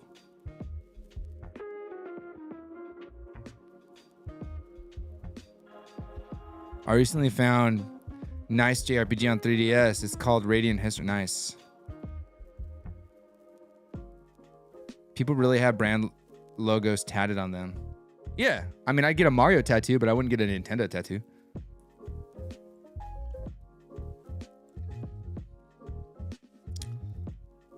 The people at Nintendo and Sony and Xbox used to value gamers and our desires. That's why we kept them profitable through markets highs and lows. When they are in the same position, they hang us out to dry. Okay. I think you're being a little bit, I mean, hey, that's led by emotion and that's fine, but give me a break. Give me a break, dude. We are 3 decades into gaming. The world has changed and so much money's been passed around. Decisions are no longer experimental and they've taken on so many other external factors. Have to bring into consideration that maybe, just maybe, they're down a path that they don't even want to be down, but they still have to figure it out. Let's say that you make poor financial decisions and you've accumulated a significant amount of credit card debt. Not saying that that's something I've done, but maybe, just maybe, it's something I might have heard about. You now have to make decisions that may not be the most favorable to do things such as no longer being able to go to your best friend's kids' birthdays because you have to take on an extra shift to pay off some of this debt. No longer being able to go to that one extra hangout. Got to stop doing extra things. And so other people around you might be like, why isn't he around anymore? Maybe that person might have made decisions in which they have to course correct. I think the gaming industry right now has made some decisions that they're having to course correct, which means the very people that they aimed to please, they can't, because now they have to please someone else that they should have never taken on, but they still have to please them. Right? I think some of the decisions that are being made are out of necessity. Per the literature, in French, both spelling coexist and are acceptable by reference dictionaries. Well, c'est le espresso then. Double S. Pas X. Pour moi, c'est espresso. Pour vous, peut-être expresso. Agree to disagree on that one? Are you a fan of horror movies? Not in the slightest. The closest to a horror movie I will get to is having to watch something like The Notebook or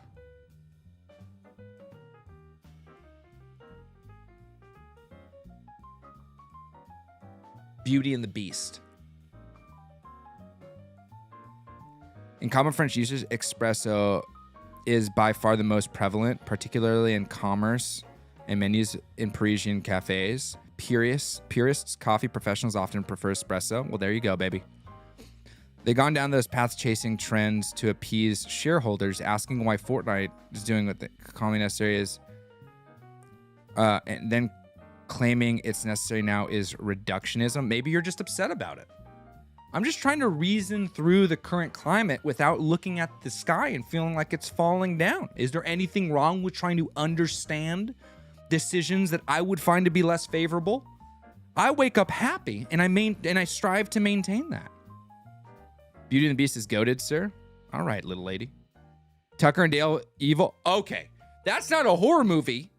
That is how to survive if you are in a horror movie. Tucker and Dale versus Evil is an incredible film. It's cinema. You kidding me? People already voted with their wallets. I actually really don't like the voted with your wallet thing because it's so not true. People don't vote with their wallets. The only reason why they vote with their wallets is because they've run out of money. Am I getting Oblivion remaster on? I wanted to, but I find the Oblivion game to be tiresome. But it's because Bethesda games as a whole just aren't my cup of coffee, dude. Nintendo continues to ship fully completed packages out the box. Until they stop, I will continue to buy. If they look at live service route like Sony, I'd bounce. Sony may have done a live service route, but for me, Sony was never the play. It was the platform of PlayStation. Honestly. Ratchet and Clank was incredible. I didn't care for God of War all that much. Too much foul language. Because I'm a Christian.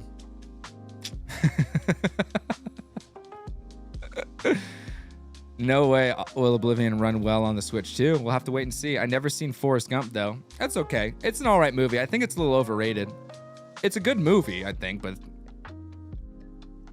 Nintendo is earning loyalty through all this. It's funny because Nintendo's only earning loyalty because people find the path of least resistance. That's all they do, dude. We're water. We are water being poured over rocks. What's the path of least resistance? Nintendo is the good guy because they're not doing the thing that I don't like. Let me just be that Mumford & Sons fan. They've always been the good guy. I was there before they were good, and I'll be there long past they were good, baby. They've always been the good guy. Welcome back. Maybe, you know, like, come on now. I like God of War 2018, but the other not so much. Yeah, man. I just try to keep it. I try to keep it a little bit. I try to keep my brain pure. You know what I mean? I'll probably still get the PS6 purely because of Marvel and Insomniac games. There you go. You see the video that covered the number of PS exclusives per generation, where PS1 was around 400, 500, PS5 is 12. Every generation lost about 25% of exclusive titles over the last year. I think that is not because the PlayStation 5 isn't innovative. I think it's because they're chasing profits, and so they went to PC.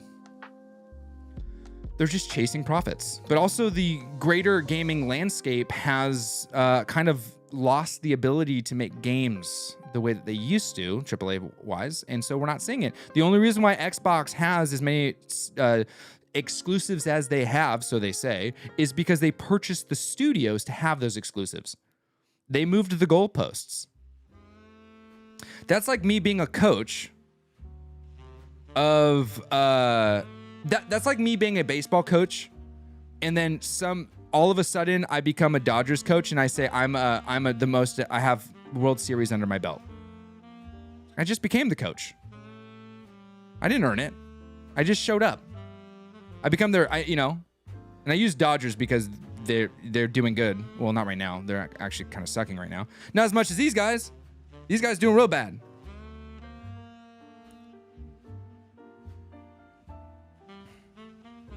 Cyberpunk with Phantom Liberty, Indiana Jones, Oblivion, Lies of P, DLC soon. Actually, kind of crazy Nintendo can get these games fully on cart. Only plays fully physical for these games. Maybe, yeah. Honestly, I love how Microsoft is supporting backwards compatibility. It's great. For some people, that means a lot. And those studios now make AA games at best, which is fine, but the production value is no longer there. Yeah, I mean... Here's the deal, dude. A lot of us grew up in the 90s and 2000s. We got to play games and see things happen at a rate that was exponential to us. And now it's just not happening anymore. I mean, look at the 4080 supercar, the 4080 card, the 5080 card, all of this. We're not seeing the jumps in performance and hardware like we used to. We're not seeing a big difference from PS4 to PS5 as much as we used to. We're not seeing exclusives like we used to. The game of who's the better console has to do with how many different companies do they own, and then they just close down the studios because they don't have enough money to keep them running. We just don't, it's not the same. And it just is what it is. But we, as individuals, have a history of games that maybe we've never touched, and maybe it's time to maybe experience those.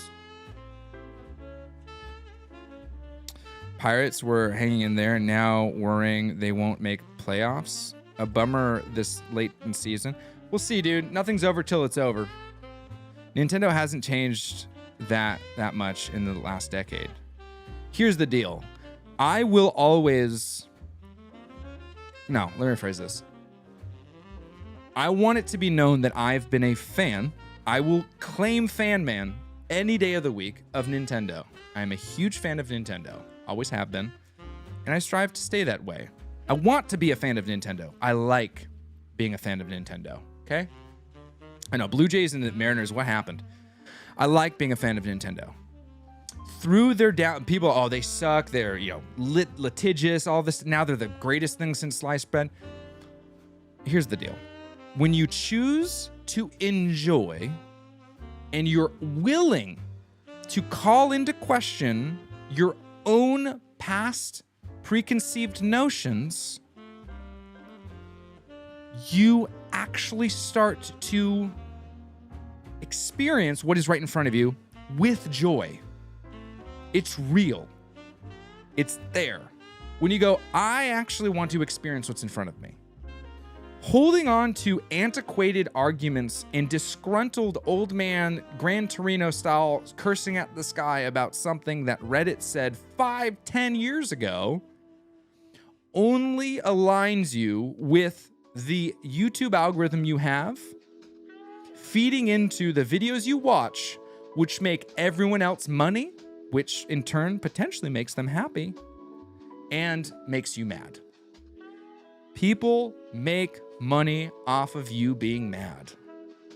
You can choose to feed it or you can choose to fight against it. Analog Den is about fighting against that very concept. I choose to enjoy. I choose to claim fan man. I choose to claim, I like this. I will stick to this. I enjoy this.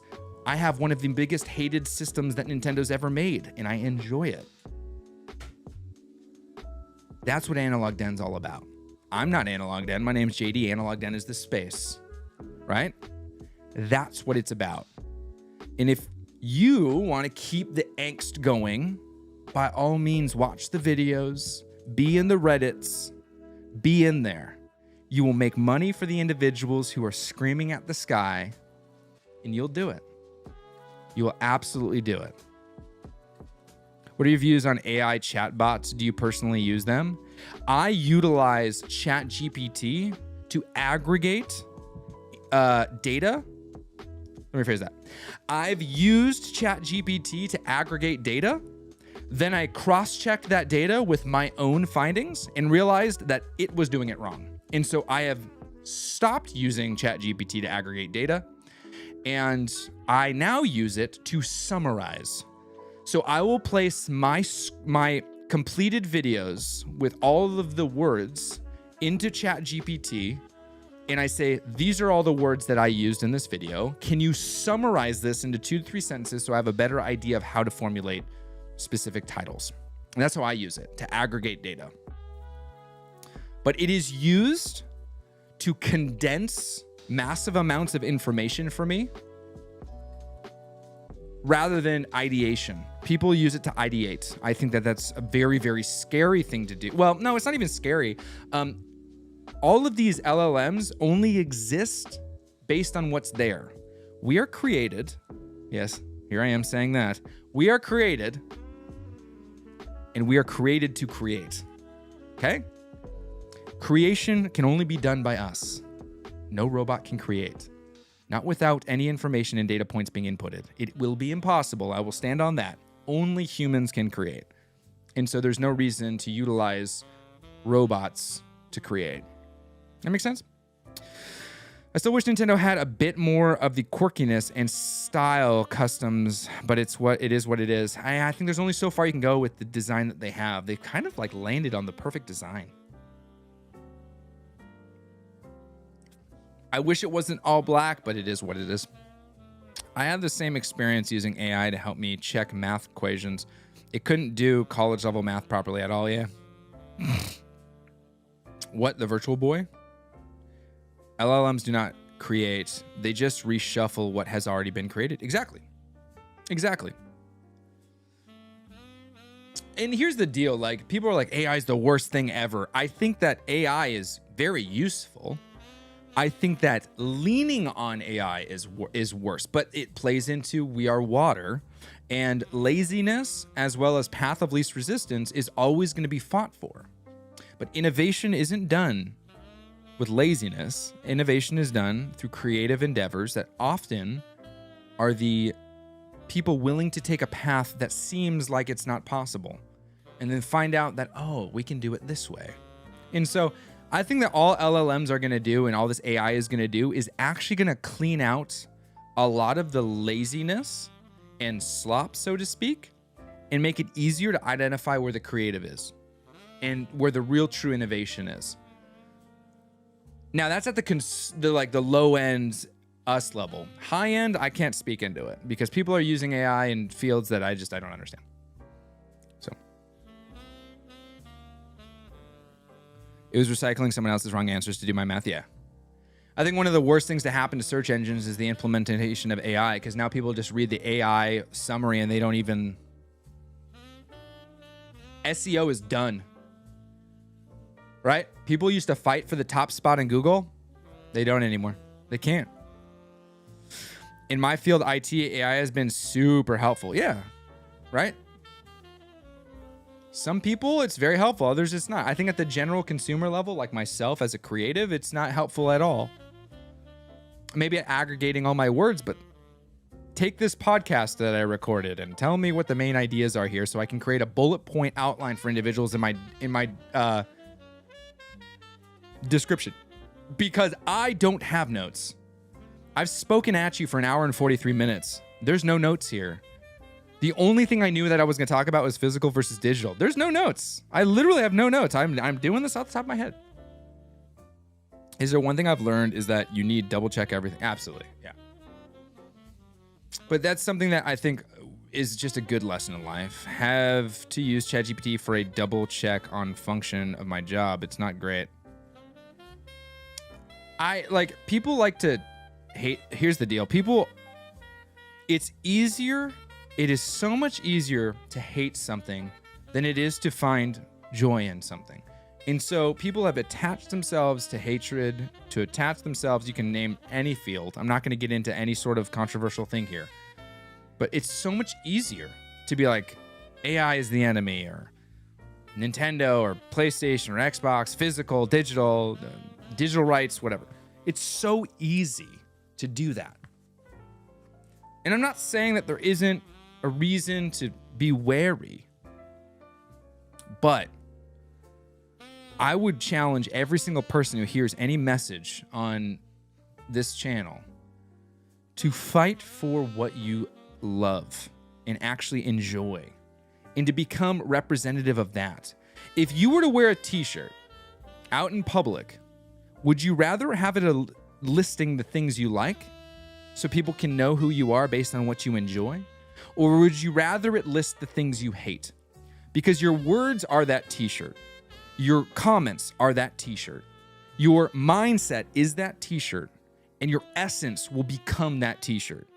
And so if all you do is discuss what you hate, find things to complain about, find things that you just can't stand, and verbalize that and rally around and look up, find other people who similarly dislike the thing you dislike, you become the very thing you dislike. You become that. You embody it. But if you only stick to articulating what you like, that doesn't mean you don't sit there and be like, I wish that Sony made another Ratchet and Clank game. I do. I genuinely do. I think that they've forgotten my favorite series. But if you stick to what you like and you actually enjoy it, then you will find others who enjoy it, and I am digital games. I didn't articulate perfectly, but you will end up becoming the embodiment of that idea, which is enjoyment, joy, liking. You know what I mean? Do you understand what I'm saying here? You do your videos off the dome, or do you have a script? Everything's off the dome. Absolutely everything is off the dome. There's zero script. In fact, sometimes I don't even know what I'm going to shoot as I start shooting it. I don't recommend doing it that way. It's very unprepared.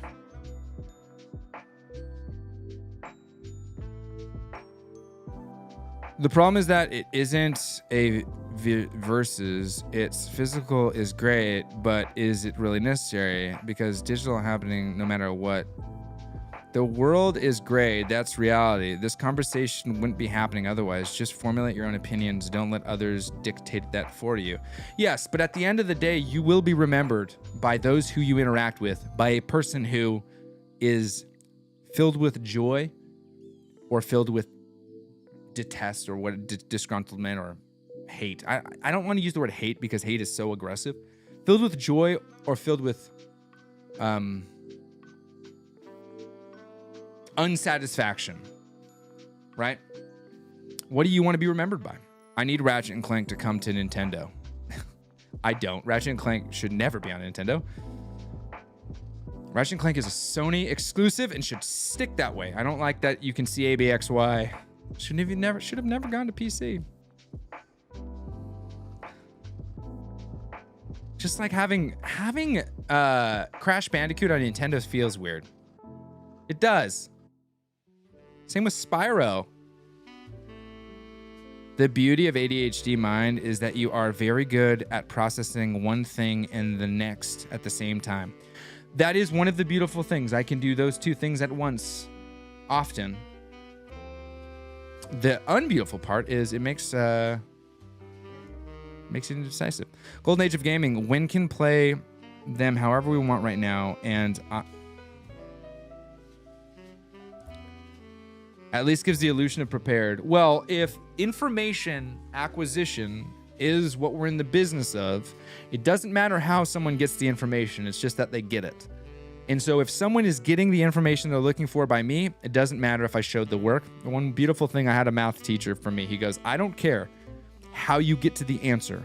All I care is that you can get to the answer every time. And so you don't need to show me your work. But if you start getting all of the problems wrong, because I'm not going to give you the same problem each time, then your method is wrong. I'm teaching you a method that works every time. And that was the most amazing thing that was taught to me for life. Doesn't matter how you get to the answer. It's that you get to the answer and it's correct every time. Different people work in different ways. I work very, very, my work is usually impromptu. If someone was to hand me a microphone and say, you need to stand in front of 10,000 people and talk about a subject that I have knowledge about, do it. I'd be like, okay. If I got a phone call from a buddy and it was like, hey, I need you to speak at this conference around weightlifting, I'd be like, yeah, sure. He goes, yeah, it's going to be in like 2 hours. Yeah, no problem. There's going to be 5,000 people. Yeah, no issues at all. You're going to have to field questions. No problem. I can do it. But if someone was like, I need you to submit a script to this company that is sending you this product so that you can get it approved for a sponsorship deal, I'd be like, I'm screwed. I'm screwed. I can't do it. I just can't. I don't know how. I have no clue how to do that. I can film their thing and then send you the finished product, but I have no clue how to create a script. I don't know how to do it. A reason many people want to have physical media is because the experience and the feeling of owning something without limits. Maybe. That may be true. That's not why I own physical media. I own physical media because the physical media that I choose to interact with, like vinyls and stuff like that, is an experience overall that I like. Right? CDs in my car because I absolutely loathe streaming services. Their quality's terrible. Having to deal with reception. The service itself sucks. And so I switch back, right? I much prefer that. I like putting my dad and brothers on certain games, and I just can't do that digitally because of the farm life. They just don't care for that hassle, so they'll experience Nintendo only from now on. That's fine. That's great.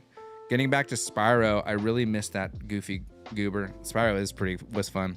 You're not a process person, you're a product person? I don't know what you mean by that. Spotify has lossless now. It's still not as good as a CD. Love physical, but the fact that not all released physically means digital is a necessary evil. I don't find it.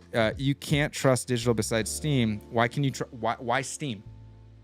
What does Steam have that these other companies don't? I don't understand. When so many other stores closed, makes Switch 2 and Steam Deck debate, though. You're talking about a store that closed from the early 2000s that you can still download off of?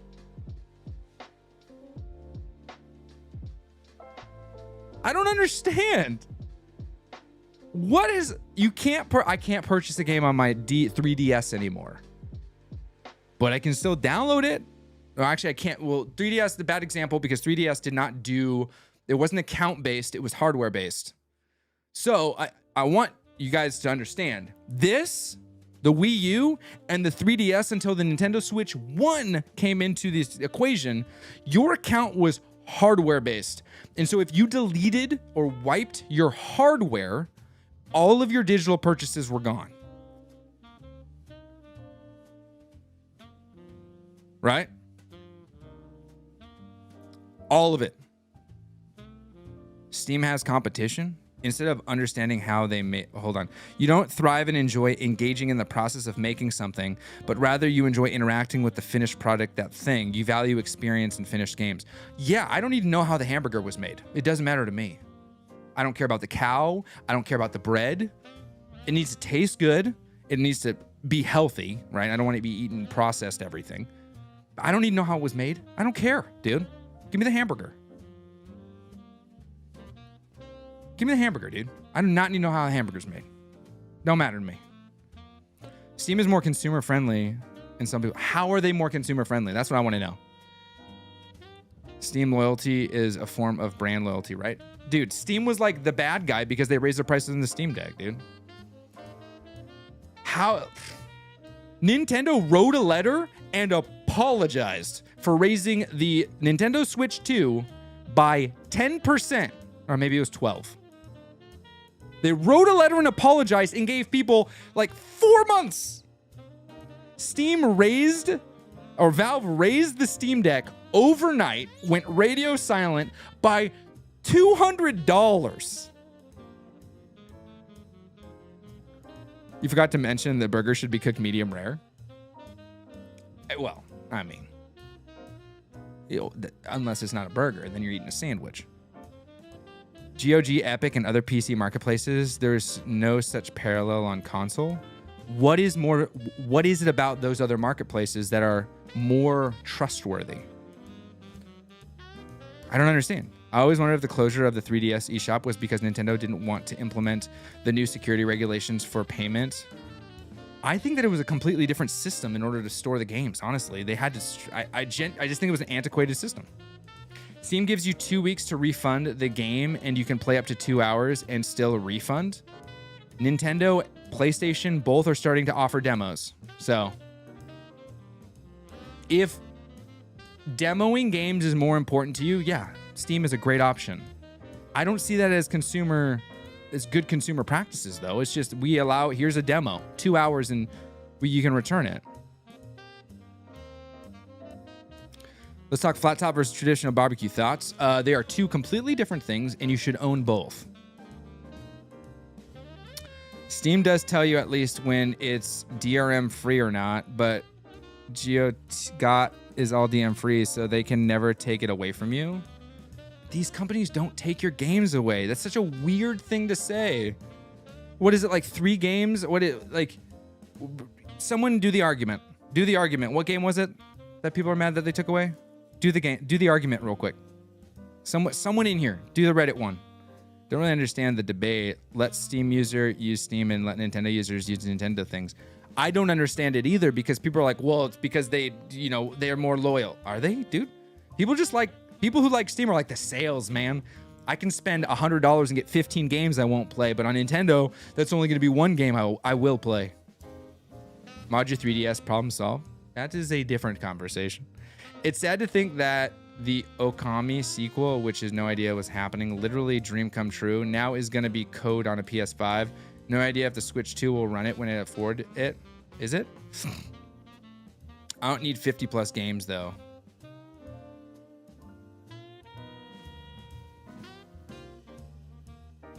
Valve is no different than most companies. Why people bring up all these, it's really weird. Flat top versus traditional barbecue, they do different things, but love them both. Yeah, dude. You need both. You kidding me? You need a flat top like, what is it? I always want to say iron. Blackstone. And then you have your barbecue. You need 3. Everyone needs 3. Flat top, Blackstone, barbecue, Traeger or Pit Boss, and then charcoal, like a Weber. You can get, I want it. I think my next smoker though, my next barbecue might be vertical charcoal. I might go vertical charcoal. I've been thinking about it. Really have. Because my Traeger's about 5 years old now. I use it 2 to 3 times a week. It's about due. We're due. We're due. Yeah, I'm old enough to have learned from my experience. Nothing digital is certain. I'm a physical media guy because then the archiving is on me and I'm pretty responsible. Sure, that's valuable to some people. It's not valuable to me. My biggest frustration is when Adobe went to subscription service and my Pixelmator, like that's what I don't like. I don't like that applications you can't buy anymore. And people are like, well, that's going to happen to gaming. If that's what happens to gaming, if everything goes cloud and you can't own it, like proper, I think digital ownership is ownership. People don't agree with me, but I do. And you can't own it proper, then I won't. Oh, it's sad. No, it isn't sad. I just won't. I have literally 3 decades of games to play. Like, we're going to be fine. Blackstone or Blue Ember? I am the market for a smoker, though. I don't know. I'm not. I just Blackstone because it was cheap at Costco. Love that one half is debating the Steam and other companies, and the other half is talking about burgers. Oh, we're all the same. Dude, I got a Traeger grill at the yard sale for $100 this weekend. Haven't fired it up yet, but I'm thinking about smoking some ribs first. You should, dude. You should. What you gotta do first, though, is clean out that Traeger. Try to degrease as much as you can. Traeger all the way. Yeah, I mean, I love it. You do need smoking apparatus. Traeger is a gem for dad toy. Oh, it's great. Traeger's 100% did somebody not. But it isn't legally. Even disclaim it that you're buying a license that can be revoked at any time. They have to legally disclaim that. I don't feel like I'm sitting on, like, first off, who reads EULAs? Second, that doesn't change my experience. And as someone really graciously summed it all up, it's not a time bomb, dude. If you feel like saying that we can disclose, they have to say that. Switch 2 is the best console ever, isn't it? I wouldn't say it's the best console ever. I have love for charcoal barbecue. Yeah. I have love for charcoal barbecue. I just don't have the time, dude. I'll tell you right now, I can cook mean rack of ribs. When they quit making physical stuff, I'll just live with the excessive amount of physical stuff that I've collected. We live in a golden age of game choice. The world ain't ending and the sky ain't falling, baby. We got plenty of things to play and do. And that's what it comes down to. We're all going to be fine. Well, they don't have to say that. It could be DRM free. It can't be, though. The guy selling it is moving to Portugal, so he's cleaning house any price. Wow, you lucked out. The real time bomb is for online-only games like The Crew. There it is. That's the one. That's the one. That's the one that they got that revoked? I was waiting for someone to bring it up. Was that the one that got revoked and everyone's like, they stole it from me? It's like the one game. How many games come out? And then the one game did it? Remember, in order to be a real responsible human, we make sure that the exception doesn't dictate the rule. X Defiant, was it that one? R.I.P. Concord, dude. R.I.P. Concord.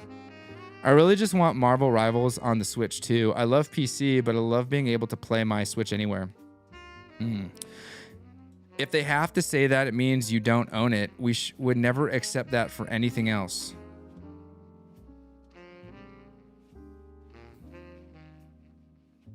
You do, though. Music. Streaming services. Literally every streaming service. Video games is such a unique thing. It can't be compared to anything else. Yeah, I don't understand that. Everything isn't everything. You've been tricked. I hate to tell you, you've been tricked because of Xbox's incredible marketing that everything is everything. It's not. Stuff can exist and be unique enough to have its own set of rules and regulations that would dictate whether or not it functions a certain way. Video games are unique. But digital movies are. If you bought Concord digitally, you got a full recon. Oh, really? I didn't know that. I think the Marvel Rivals is in development for Switch 2. If it was confirmed by the studio. Oh, really? That's interesting. That'd be crazy. I feel like that sounds really familiar. Music that I buy is DRM free. Good for you, man. Hey, you know what? Ownership for some people is the hobby. It is. It's not for me. It's not for me. I simply just don't care. For me, the hobby is the experience. I'm an experience guy. That's what it comes down to. And I'll say this, let's all regroup together in 30 to 40 years and see how much we actually care. Let's do it. Let's do it. Is Anthem also in the same state? I don't know. I don't keep up with some of these. I admittedly play Super Mario Wonder a lot. Owning isn't my hobby. When I buy something, I expect to own it. When it comes to video games, it doesn't matter to me whether or not the ownership definition, genuinely. I just care. All I care about is access. That's it. Consider yourself a guy who replays games or kind of a once in, it depends on the game. I stopped really caring about physical media when I had kids. Same. In 40 years, you can probably schedule a meeting with my AI construct. I just want to switch to upgrade for Ultimate Alliance 3. All that matters to me is no, I know. That's why I said that, Gunner. All that matters for me is access. That's it. Literally, that's it. I don't care any other way. You don't own it, but you have access to it. Great. Whatever, dude. Like, it just doesn't matter. It just doesn't. Certain mediums I want to have access to in a certain format. I don't like reading manga digitally. I prefer it physically. So I have physical manga. Does that mean that it's better than the digital version? No, but I can't read digitally. Same thing with Kindle. I don't like Kindle. I just don't. Vinyl, I enjoy the idea of putting something on, and I like the pomp and circumstance. It's fun. Video games haven't reached that for me. Certain games, like playing an N64 on the CRT TV, that's fun to do. But we're no longer in that era with a PlayStation 5. It's HDMI, it's 4K. The technology isn't going to change. If everything goes to VR, then I will be like, okay, PlayStation only, because VR is lame and silly, and I think it's will forever be a novelty. Like playing $300 for a 3DS game because you can't buy it digitally. Gimmick, that's it. Thank you. Gimmick. What's your opinion on key cards as a license to play the game but not data on your disc? I made a whole video about that. I like key cards. Do I wish that everything was on a cartridge itself and I can just download it onto my machine that way? I'm indifferent. The ownership concern I've heard about game key cards is what happens if the download servers get shut down in the future. Thoughts? I don't think it'll happen. VR like 3D movies. If you're worried about what could be, you've been on the internet too long. We were never meant to know about everything all the time and every single possibility. We're like, you're living in an Inception world where you have 15 things happening at the same time. Focus on one lane, enjoy it until you can't anymore, and then move on. One lane, guys. One lane. You're not Doctor Strange. You're not Doctor Strange, dude. Stop living a Doctor Strange life, and even worse, stop living a Marty McFly life. We only have this moment. We aren't promised tomorrow, so stop living in that world. Right? Stop. That doesn't mean be irresponsible. What it means is these circumstances that you're creating is not like, you guys are Doctor Strange and Marty McFly. Now give me a DeLorean any day of the week and I'll do it. But like, come on, man. It's just too much. I'd even happy paying more for physical options. They got you. Yeah, those are all valid points, and you're totally right that part of the hobby for me is having the media in a physical way, kind of a memory I can hold on in my hands. And if that's what it is, that's great. But blurring the lines in saying that In order for me to enjoy video games, it has to be provided in a physical way. In order for games to be enjoyed, they have to be physically owned. That it just isn't the reality for most individuals. Otherwise, streaming services wouldn't exist. Yeah, those are part of what made childhood gaming in the 90s and 2000s epic was isolated in the moment experience. It was ours. It is. And it still can be. You just have to decide to do it. And it doesn't matter whether it's physical or digital. It matters whether or not you're able to turn off your phone, turn off the internet, not watch an anime while you're playing a video game, not additionally make a Gundam while you're watching a movie, not listen to a music while you're drawing. Well, I guess that's different. Music's different. I take that back. It's still on you. It is your responsibility to decide to enjoy something singularly. Hi, Dr. Strange here. Just got back from the timeline where Nintendo won the console war because they sold physical media still. Consoles were sub $1,000. I love holding the same copy of Mario Bros. That my dad and I played together. That sounds really great and charming. I gave my dad my second Analog Pocket that I purchased because I was like, this might end up becoming valuable someday. I'm going to hold on to it. For somebody, I was only gonna sell it at retail, never any higher. I gave it to him with the game that he and I played together, Super Mario Land 2. It was an incredible experience. It was great. It was super fun and super rad, and I really enjoyed that. I have games that I played with my daughter, and one day she might be able to give it back to me, potentially, maybe. It was a cool experience, and my dad now plays Analog Pocket. He's purchased a few Game Boy Advance games. I really don't think, I will go on record saying this, and if I'm wrong in 30 years, we can come back and talk about it, because you'll care in 30 years, obviously. I don't think that those experiences are being made today. I really don't. Yes, my daughter and I have played Mario Wonder together. It's great. It's a fun time. I just don't think the same thing is happening. I don't think what we experience with our with our parents, is happening today. The sentiment may be there, but what you experienced with your dad? Quality time. My daughter gets the same kicks playing Super Mario Wonder as she does when I say, hey, let's build a fort in the living room. Quality time with your kids is really the big unlock. It's not the thing you're doing, it's the fact that you're doing it with them. I guarantee you go play catch with your kid out in the front yard for 30 minutes every day, or you sit down and let them play a video game on your lap for 30 minutes each day, they will remember both the same. They go, my dad spent time with me. That's all that matters. Don't trick yourself into thinking it's the thing you do that makes the memory. It's doing it with them that makes the memory. It doesn't take a $60 game to make a memory. It's just spending time.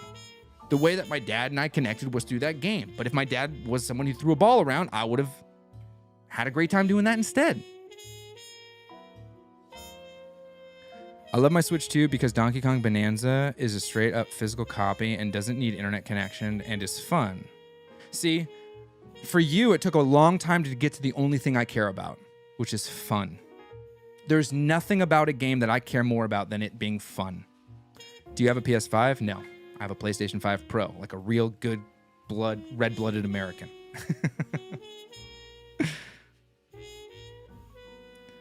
There was novelty to gaming in the early 80s because it was brand new. That can't be replicated today, and it doesn't need to be. We're fighting for something that is so outside, right? Strip away the marketing and get down to the brass tacks, boys and girls. That idea of sharing it with your kids, they just want you.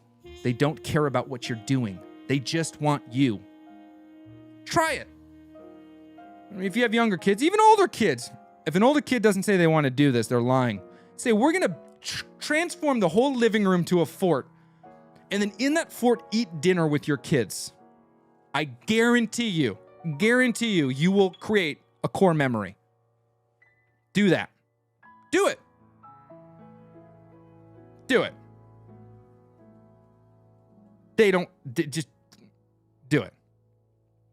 I do that as a fully grown adult. I'm kind of mad we didn't when you were here, dude. Why didn't we do that when you were here? Why didn't we do that and eat chicken nuggets while you were here? That would have been great. After I finish FromSoft Gauntlet, I will strictly That's what I'm saying, dude. Why did we do that, dude? We could have done that. Not that hard. My living room's perfect for it. Oh, man, imagine if we did that. That would have been great.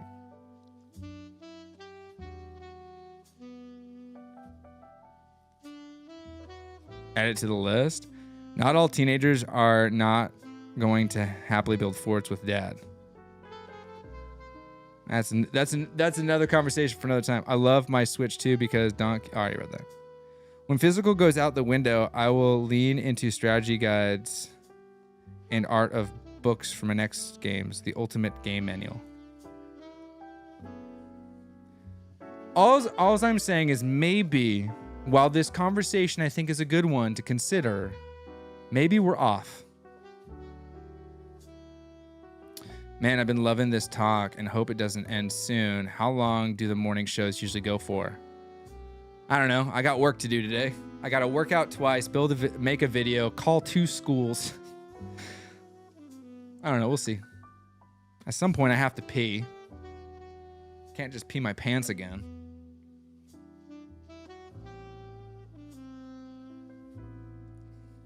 Sounds like we're watching Celebration at Pillow Fort. Yeah. I just think a lot of this discourse online is making a lot of people money just being mad.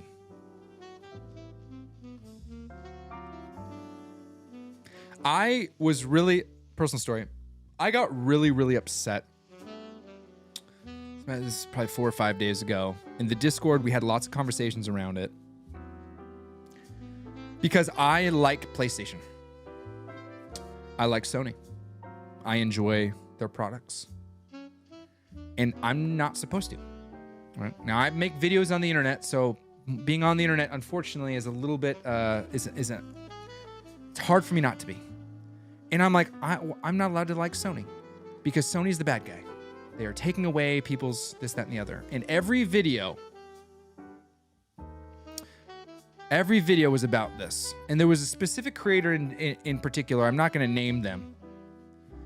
There's a specific creator in particular who cusses and is mad and it's just, they're the worst. F them. And if you like them, you're the problem.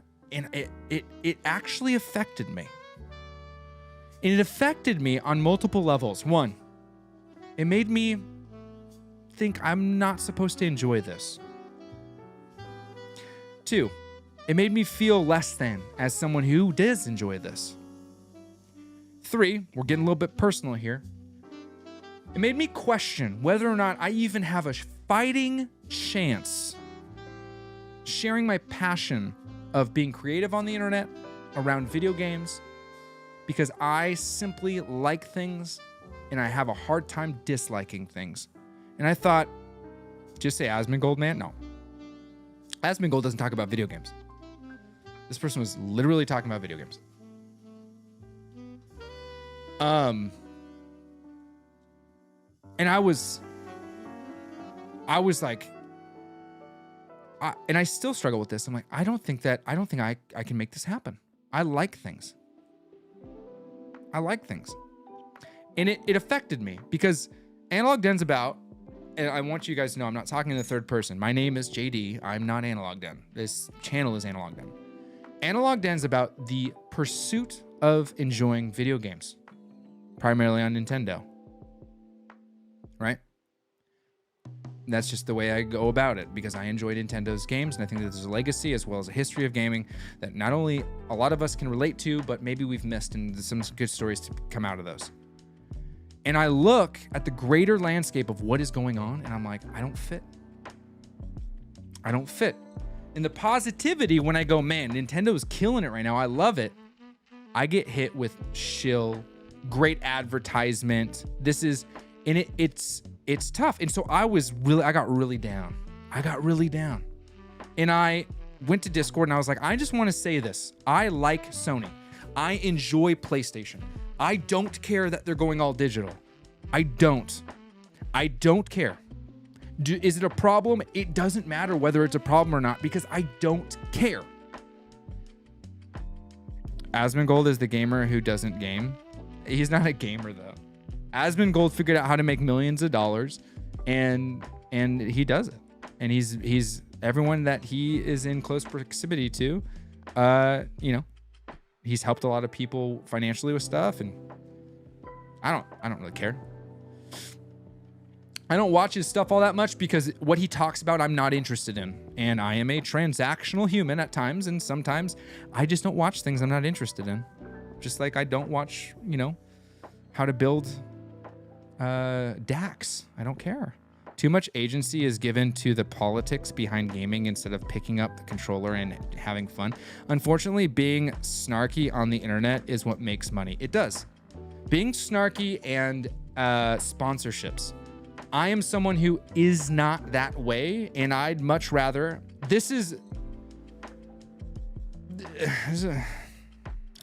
I'm still gonna say it. I would much rather be Patreon backed, membership backed, because then I feel like I don't have to do those things. The problem is asking people, and I don't like doing that. And so it's like so many double-edged things. But I just am not going to do the negative thing on the internet. It's not a part of my nature. 2, I really enjoy a lot of things. I really do, which makes it difficult to kind of nail down a specific lane. And 3, I don't trust that the things that like I don't trust certain products. And so it takes a while for me to be like, yeah, I'll say that this is something worth the while. You know what I mean? And so I got really down and I was like, man, what is it? And so I genuinely, I was like, maybe this isn't the right gig. Maybe this is tough. And I realized something. I realized that our focus determines our reality. Shout out Qui-Gon Jinn. And that unfortunately, we have lost agency over what we focus on because algorithmic distribution has superseded our own decision making. When you subscribe to a channel, it means nothing other than a number to that channel's increase. Now, if you're not subscribed to this channel, that's fine. You don't have to. It helps seeing a bigger number because then people will be like, oh, this guy, people like him. And maybe, but you can subscribe and turn the notification on. Unfortunately, unless you're watching the niche that they're in, I didn't know that my good friend Chris posted a video about his Steam machine until this morning. And I was on YouTube yesterday. I didn't know.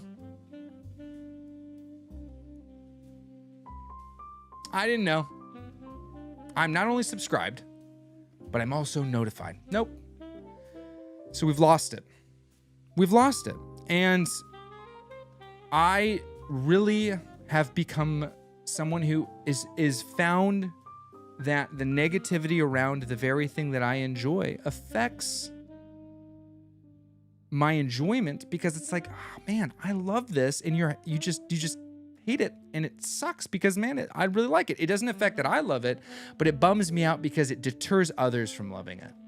And there's nothing I would love to discuss more than me playing Mario Wonder for the 3rd time, deleting my save file and running it right next to my good buddy, going through for the first time ever Xenoblade Chronicles for the 8th time I've tried it, trying to get into Marvel Tokon without someone being like, it sucks on PC. Why does that matter? We're just playing a game here, dude. This isn't where that conversation happens. So that's my heart. I'm putting it out there. I choose to enjoy.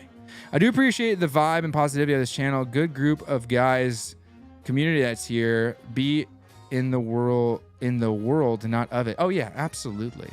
The idea of waking up and spending an effort to create negative content would be so exhausting. I don't know. It's really easy to just scream on the internet.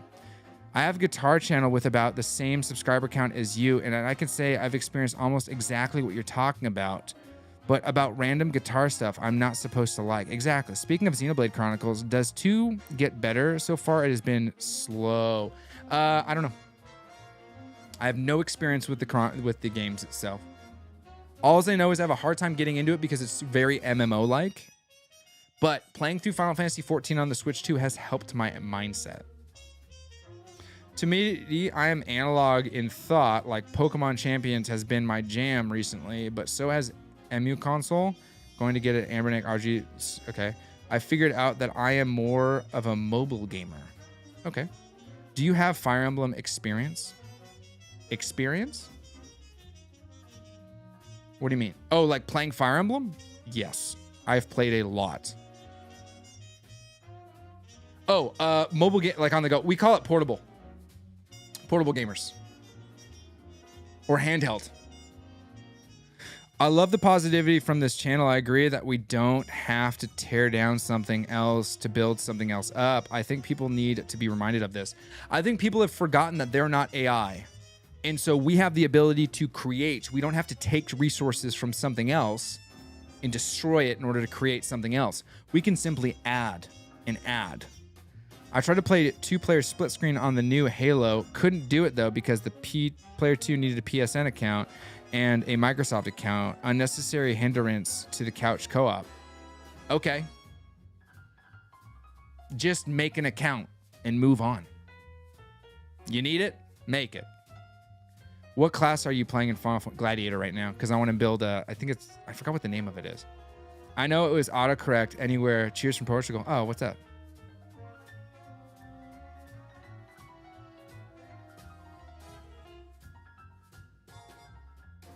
That whole like, oh, PSN account required. Yeah, it's required. That means 100 different countries can't play the game. I guess so. I guess they can't. And I can't watch half of the French shows I want to watch because they're stuck on French television.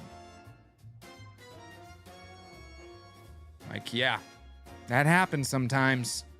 Sometimes region locked is a thing, but it doesn't need to be, but it is a thing. Screw them for doing that. Okay. When I wanted to log on to Tokon on the PC, because that's where I played it first, I returned it because I'd rather play it on the PlayStation. I had to log into my PSN account. I was like, oh, okay. So I guess I have to log into my PSN account. And some people really hate that. And I just, okay. It's just lame. P2 used to be able to just plug in a controller and go. Well, yeah. But were you wait, hold on. Oh, you were playing on your couch? Oh, that's a lot of hoopla, yeah. We're past those days, man. We're in information acquisition time, and everyone's got to have a profile and an avatar, and just a part of it. It's just a part of it, you know? If gaming has gone in a direction you don't like, the really cool thing about gaming is it has a history that you probably haven't experienced. So much you could still enjoy. Whether it's through, obtaining older titles through, traditional means like purchasing them, or using different services and emulators to experience them in a way that would be more non-traditional. There are so many experiences left for you to enjoy. There are. And that's the crazy cool thing about video games is there's a lot. There's a lot. And chances are your favorite game, let me rephrase that. Chances are the game that will wow you most has yet to be played. And that's exciting. But on that same sentence, the game that will wow you most has already been created. How fun is that? That you're literally a treasure hunter as a gamer. Just accept it is trained answers if the mindset is experience that in and off itself is friction. Do it again. Just accept it is trained answers. Do it again. If the mindset is experience that in and of it itself is friction of, I don't understand. Analog Pocket is still worth it. if you already own a GBA. Yeah. But the question is, why do you want an Analog Pocket? The Analog Pocket is going to be a brighter, bigger, more... GBA is more comfortable. How's the Virtual Boy accessory? A very good looking thing to never use. I bought it for its posterity. I did not buy it to use it. My dad and I had a dev unit, if that's what you want to call it. Are you still playing other consoles or 100% on Switch only? Switch 2 only. I play my Switch 2 90% of the time. Well, so let me phrase this. I primarily play on the Switch 2. I have one game I'm playing on the PlayStation 5 Pro. That's Expedition 33. And then I dabble with my DS Lite because I no longer have a Steam Deck, which was playing Chrono Trigger, and I'm playing Chrono Trigger on the DS Lite. That's like my current that I'm doing right now. Screen quality and docking would be exciting reasons. Well, you got to try to find a dock that's really expensive. I prefer SP101 to the Pocket, but Pockets are, yeah. Are you excited for the Ocarina remake? Yes, it's gonna be fun to play. Screen quality and docking would be my GBA for the kiddos. Oh, there you go. All right, you guys are gonna get a 2-minute break. I need to go to the bathroom. Or a 3-minute break. I'll be right back. I have to use the bathroom. Yeah, we're gonna keep going. I gotta use the bathroom.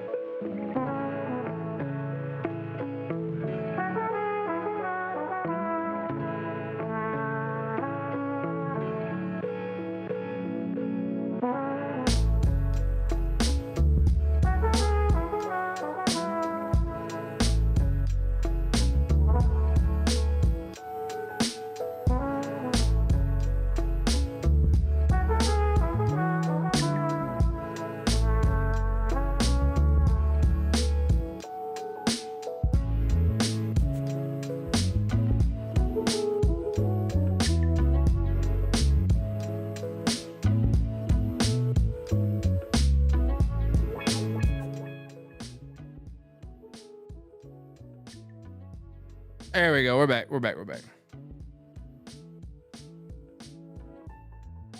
Peak consumerism mentality. If desiring experience as the benchmark of enjoyment, anything that gets in the way is not that. I have seen you make a bigger deal about having to mess with settings on PC than requiring accounts, hence consumerism trained answer. Okay. You've lost your mind.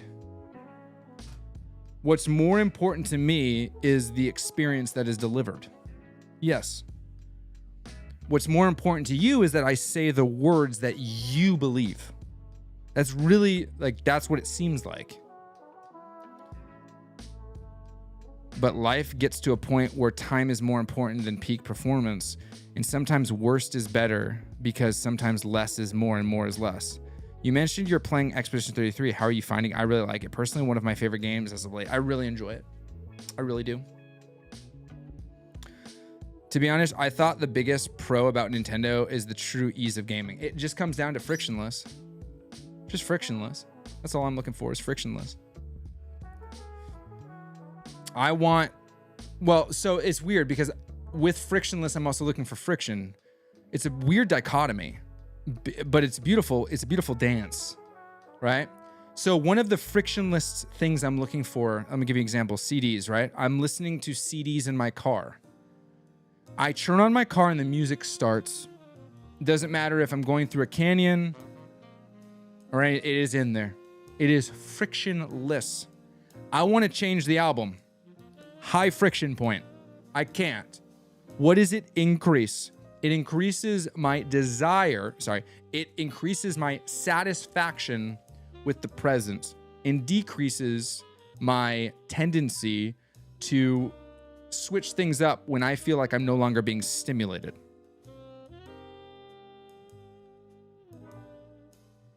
Right? There's a dichotomy. Right? And that dichotomy is a beautiful dance. PC gaming is much more free. So many different things to choose from. You're in control of everything,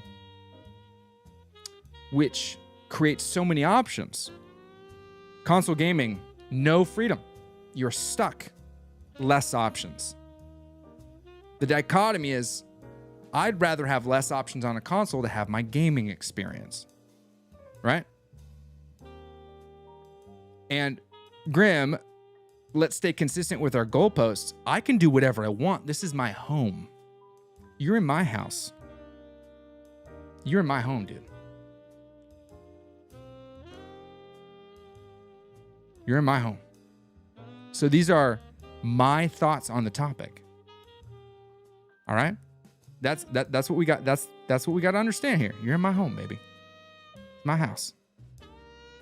Quick question, JD. Did the Fire Emblem Direct do anything to change your opinion on Fortune's Weave? Are you lukewarm? I'm lukewarm on it, but I bought the collector's edition. ADHD, baby. I'm still lukewarm on it. Full blown. We'll see if it's good. I do get tired of having to mess with settings PC sometimes. I don't think that that's happening as much for me because I have a very high-end PC. I don't have to deal with that. Just PC gaming feels artificial to me. It just does. For other people, it's the desired way to play, not me. I'd rather just play on a Nintendo Switch 2 or a PlayStation. And that's the good, honest truth, man. I will say I bought a PS5 because I was limited to what I wanted to play on the Switch. This was way before Switch 2. Don't regret my purchases. Don't hate Nintendo. Yeah. I think that mindfulness over everything, right? So I know why I have a PlayStation. I know I have a Nintendo device. Okay? I know why. I have a Nintendo device because it grants me portability in gaming and it allows me to play games wherever, whenever I want in a fashion that I find to be more desirable than the next best offering. I have a PlayStation because I've had one for a long time, and it grants me access to a few games that I want to play, and there's no reason not to. And the PC can completely overtake the PlayStation, and I've tried to make that happen multiple times. It grants me more access. If I upgrade my PC, my library comes with me. I never have to worry about expiring libraries. I can get it on my laptop if I have one, or an Xbox Ally X, or a Steam Deck for the most part. My games are anywhere, everywhere, all at once. I'm realizing that my value is in today's experience, not in tomorrow's decision. And that is far more important to me down the line. If in 10 years I go, man, I really wish that my library was on a different platform, then guess what? I'll make that decision when that day comes. But if I spend all of my time deciding on what tomorrow is going to bring me, I'm not going to enjoy today. If you live for the weekend, you miss the roses that you just walked by. The frictionless and the control is a fun battle. To me, control increases the friction, but sometimes I have more fun in the friction than in the frictionless. For me, I try to create a way for me to interact with my desired media in a way that will take the least amount of time. And then once I am interacting with that media, create a bunch of things that will make it so that it's hard for me not to interact with it anymore. CDs in the car. I'm now listening to full albums. I'm not changing them, right? I'm not switching between 6 different artists. I'm just listening to one. Vinyl's in here. I'm just listening through Chrono Trigger. I'm playing through one game on the PlayStation because I really want to listen to the Expedition 33 box that I got of records, but I won't let myself until I finish the game. And so, little things like that. I just want to play the game. Everything else is a chore to get to the main. Yeah, there it is. I can't shake the feeling either PC gaming, as good as it is, just don't feel like gaming to me. That's right, baby. Hard to put into words, but I grew up in the 90s on all the consoles. In 90s, baby would play. That's right. In Estonia, we make PSN accounts in other countries like Finland, so it's okay. Steam, GOG, and Nintendo cover most of what I'm looking for anyway. There's always a way. Life finds a way. That's right. I think really, if I'm to sum up today's main conversation around physical versus digital, I think the conversation around this topic is far more in an emotional spot than it is a practical one. That's what I landed on. Both sides of it. It is an emotional thing. And I think that if we are to understand that this is personal emotion led, I think that we'd be able to get through this a little bit easier. Sony made a decision people don't like. People don't like it because they have an emotional attachment to a specific thing that they did over the past few years. That emotional attachment is making them come into contact, face value with what their values are. They're having to make decisions based on those values and realizing that their values have dollar amounts. They don't like that. They don't like that their value has a dollar amount. They don't like that they're saying, well, I don't like PlayStation, but I'm still going to buy Wolverine. They don't like that, but they're having to do it. And this is a little bit weird, but everyone has a platform now. What's a good way to balance living in the moment, but also caring about the future? Any hobby, anything that is personal, live in the moment. Anything that can affect those around you and their future, plan. It is a very simple criteria. My manga, in the moment. My VHS tapes, in the moment. In the moment. Playing baseball with my son. Both. In the moment, but also the future, because we want him to play baseball. If nobody was complaining, would folks still be upset? Absolutely not. I don't believe that the amount of people that are upset about this is equal to the amount of people that people think are upset about this. I am also increasing my vinyl collection, but to me, it's the allure of the chore of changing vinyls. Yeah. It's also, I'm going to be honest, I like the hunt for that vinyl and then finding it and being like, oh my gosh. Oh my gosh. The balance for me of in the moment versus caring about the future is, will this, if it ceases to exist, affect myself and my family in a negative way? And if the answer is yes, then it's something to consider. If it is a no, if today physical media ceased to exist, would it affect my family negatively? Absolutely not. It wouldn't. It would not affect them negatively. So, it's simply something I choose to enjoy in the moment. That's how it is. Chances are most of our hobbies, which we like, which people are like, well, it's good for mental health. Working out's good for mental health too. Everyone should do that. Most of our hobbies, personal, what it is, they're ours. It's funny because the amount of people that are upset have other options, and Sony is well aware of that. Yeah, people are, dude. Everyone has a YouTube channel. Saying as someone who has a YouTube channel, it's very easy to make one. Very hard to make it a career, but very easy to make a YouTube channel. I get it's your channel, but you don't turn the camera on for only your opinion filmed. Engagement from the community is a two-way street. Yes, but I don't have to play by your rules. That's what I'm saying, Grim. I can have conflicting opinions. I'm allowed to. So can you. But I don't have to play by the rules. If physical died, I would lose my mind, but probably get promotion at work. I'm not going to speak into how hobbies can become a hindrance because that's another conversation for another day. But I will say that if physical was to go away tomorrow, not affect your life negatively in the long run.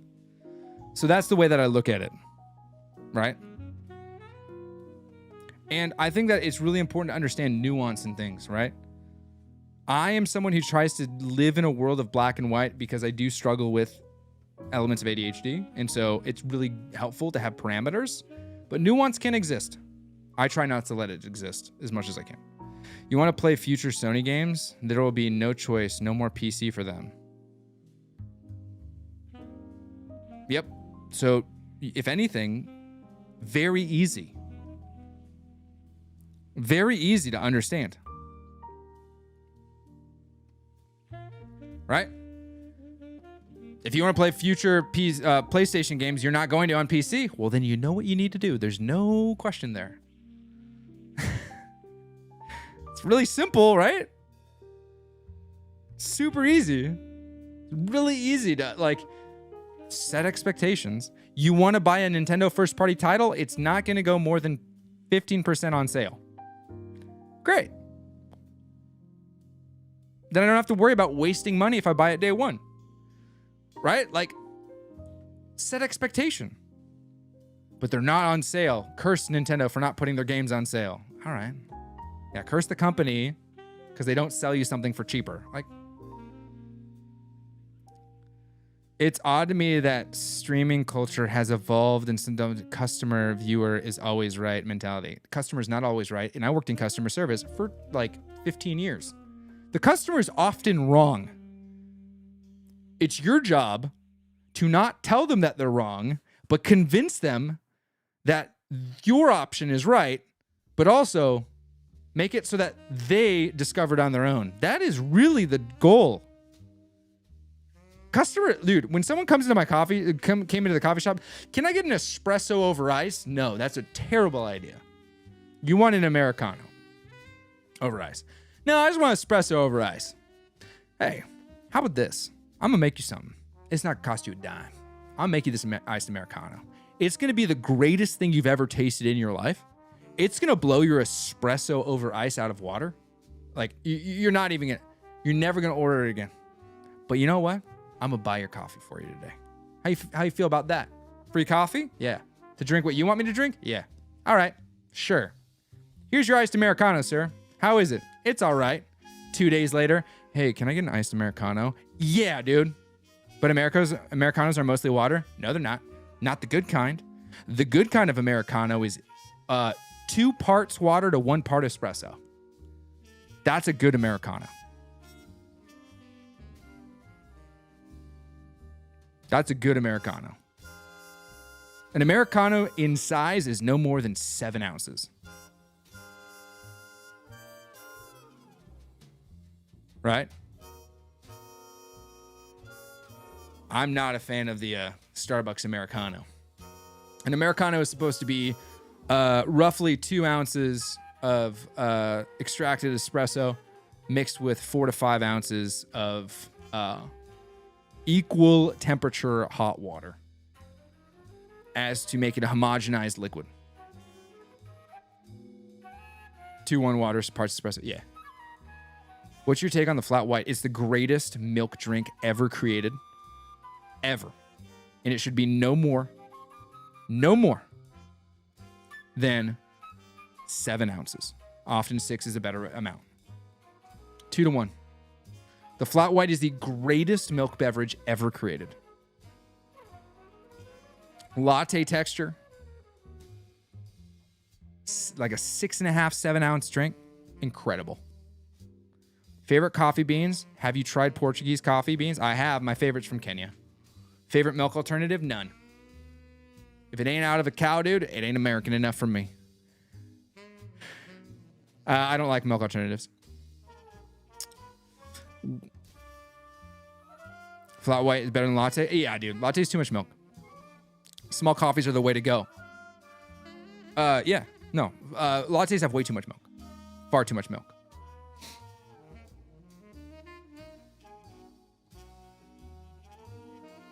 People forgetting most studios have been chosen and are closed and are gone. None is making games, so what is the point of new machine? No one's talking about new machine. The best coffee, yeah, my 3 favorite coffees, a flat white. I love flat whites. I think they're the best.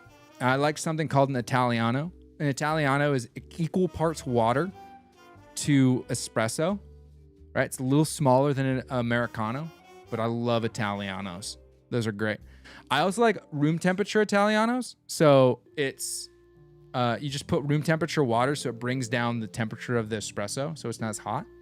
And then a hot Americano, but it's just a 7 ounce. Thoughts on coffee with tea mixed in? That seems like you just need to figure out what you want. I can't do lactose. I wonder if an oat milk flat white would be any good. Oat milk is going to be the most tasty, I believe. Honestly, it's the most neutral in flavor. I would see if you can find a lactose-free milk. That's actually going to be a far better flavor profile. But oat milk is going to be the best flavor. The unfortunate reality with oat milk is they have to add a lot of chemicals in order to make that actually do the thing that you need it to do. And so it ends up just being not the most health-conscious decision. But who cares, dude? Who cares? If you're drinking oat milk lattes, that's your unhealthy choice. You're probably better off than the guy macking on quarter pounders daily. So you'll be fine. I was using barista style oat milk for a while, but then realized that all of the stuff they put in it for the taste means it's terrible for you. It's not terrible for you. It's just not as good for you as milk.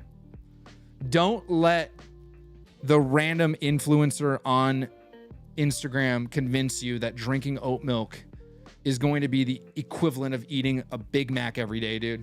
You're drinking 4 to 6 ounces of oat milk.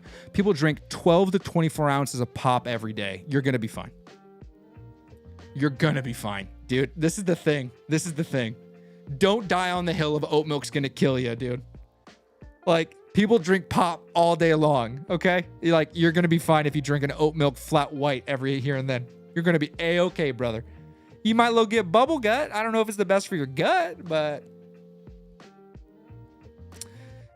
had a latte with whole milk for the first time in years, and I was humbled. Why?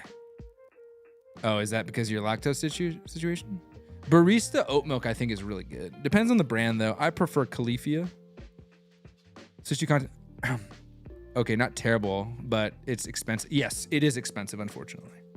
I prefer oat milk to other milks, alternatives, but I don't consume it.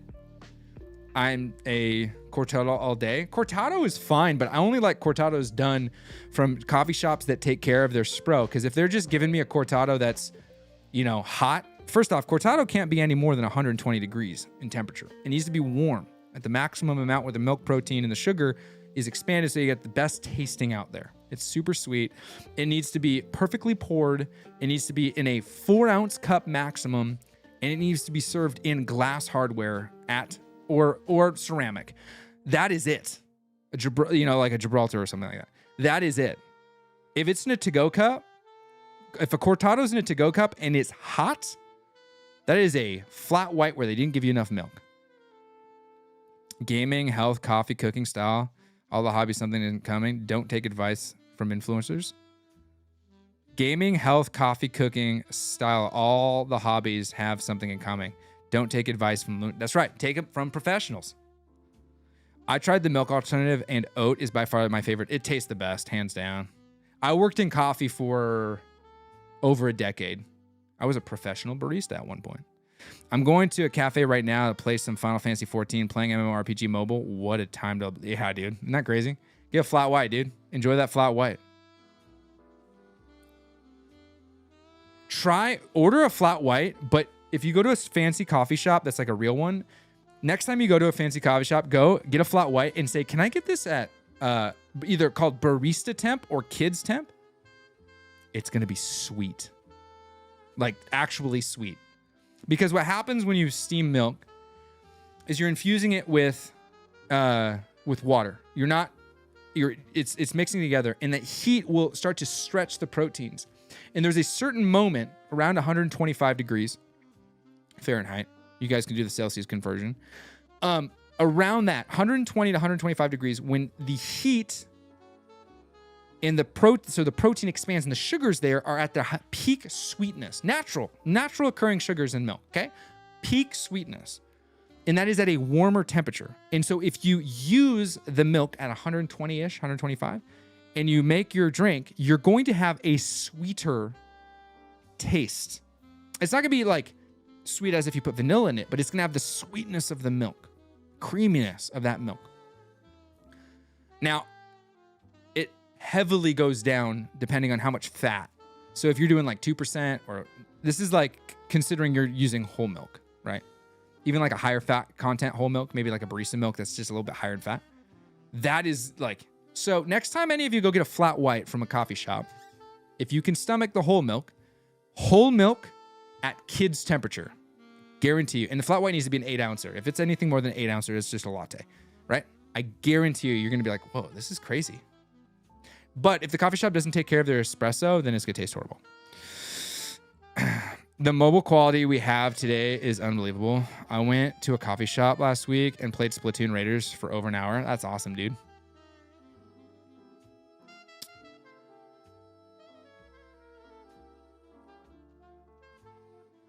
That's it. That's your coffee lesson for the day. Barista temp, boys. Barista temp. Sound good?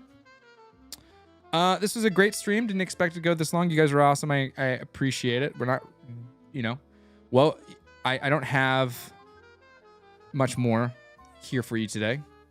Sometimes I think I come here for the coffee chat as much as the gaming. Awesome.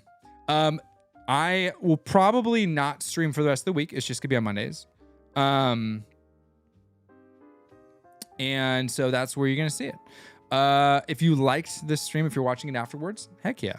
Thank you. If you didn't like the stream, all right. Well, now you know what you're getting when you watch the stream. If 26 of you can hit the like button right now, we'll get to 101 before I sign off. That'd be great. We have one new member today, and that was Vladdy Daddy.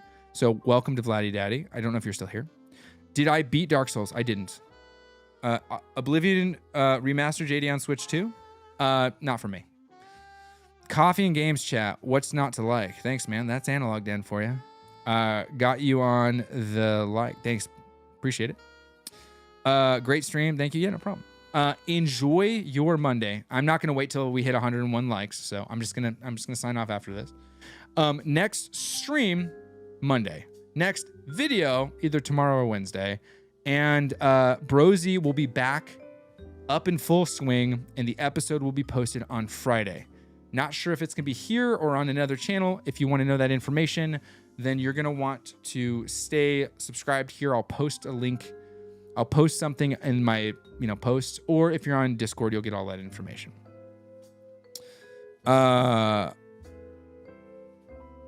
And if they say they don't know what that is, we leave. Don't know what is. Thanks for the stream. Only caught the end. It's always chill. Thanks. Have a nice week. Thanks, dude. Thanks for the stream. Thank you. Physical doesn't matter if you have ownership over. Cool. That's what you're into. If they say they don't know what that is, we leave, right? Don't know what is. Did I say something? I forgot. You didn't say anything else. Cromsies, I did not beat Dark Souls. No. I just don't want to play it on the PC anymore. So I might get it on the Switch. Oh, wait, I could get it on the Switch. I forgot that they ported it to the Switch. Could do that. In Europe, I just got out of work. Oh. All right, well, see ya. I'm out. You can Elden Ring on the Switch? Yes. Yes, I am. I'm excited. It's gonna be fun. All right. You guys are awesome. Yeah. All right, cool. See ya. Play more. Be kind. Cheers.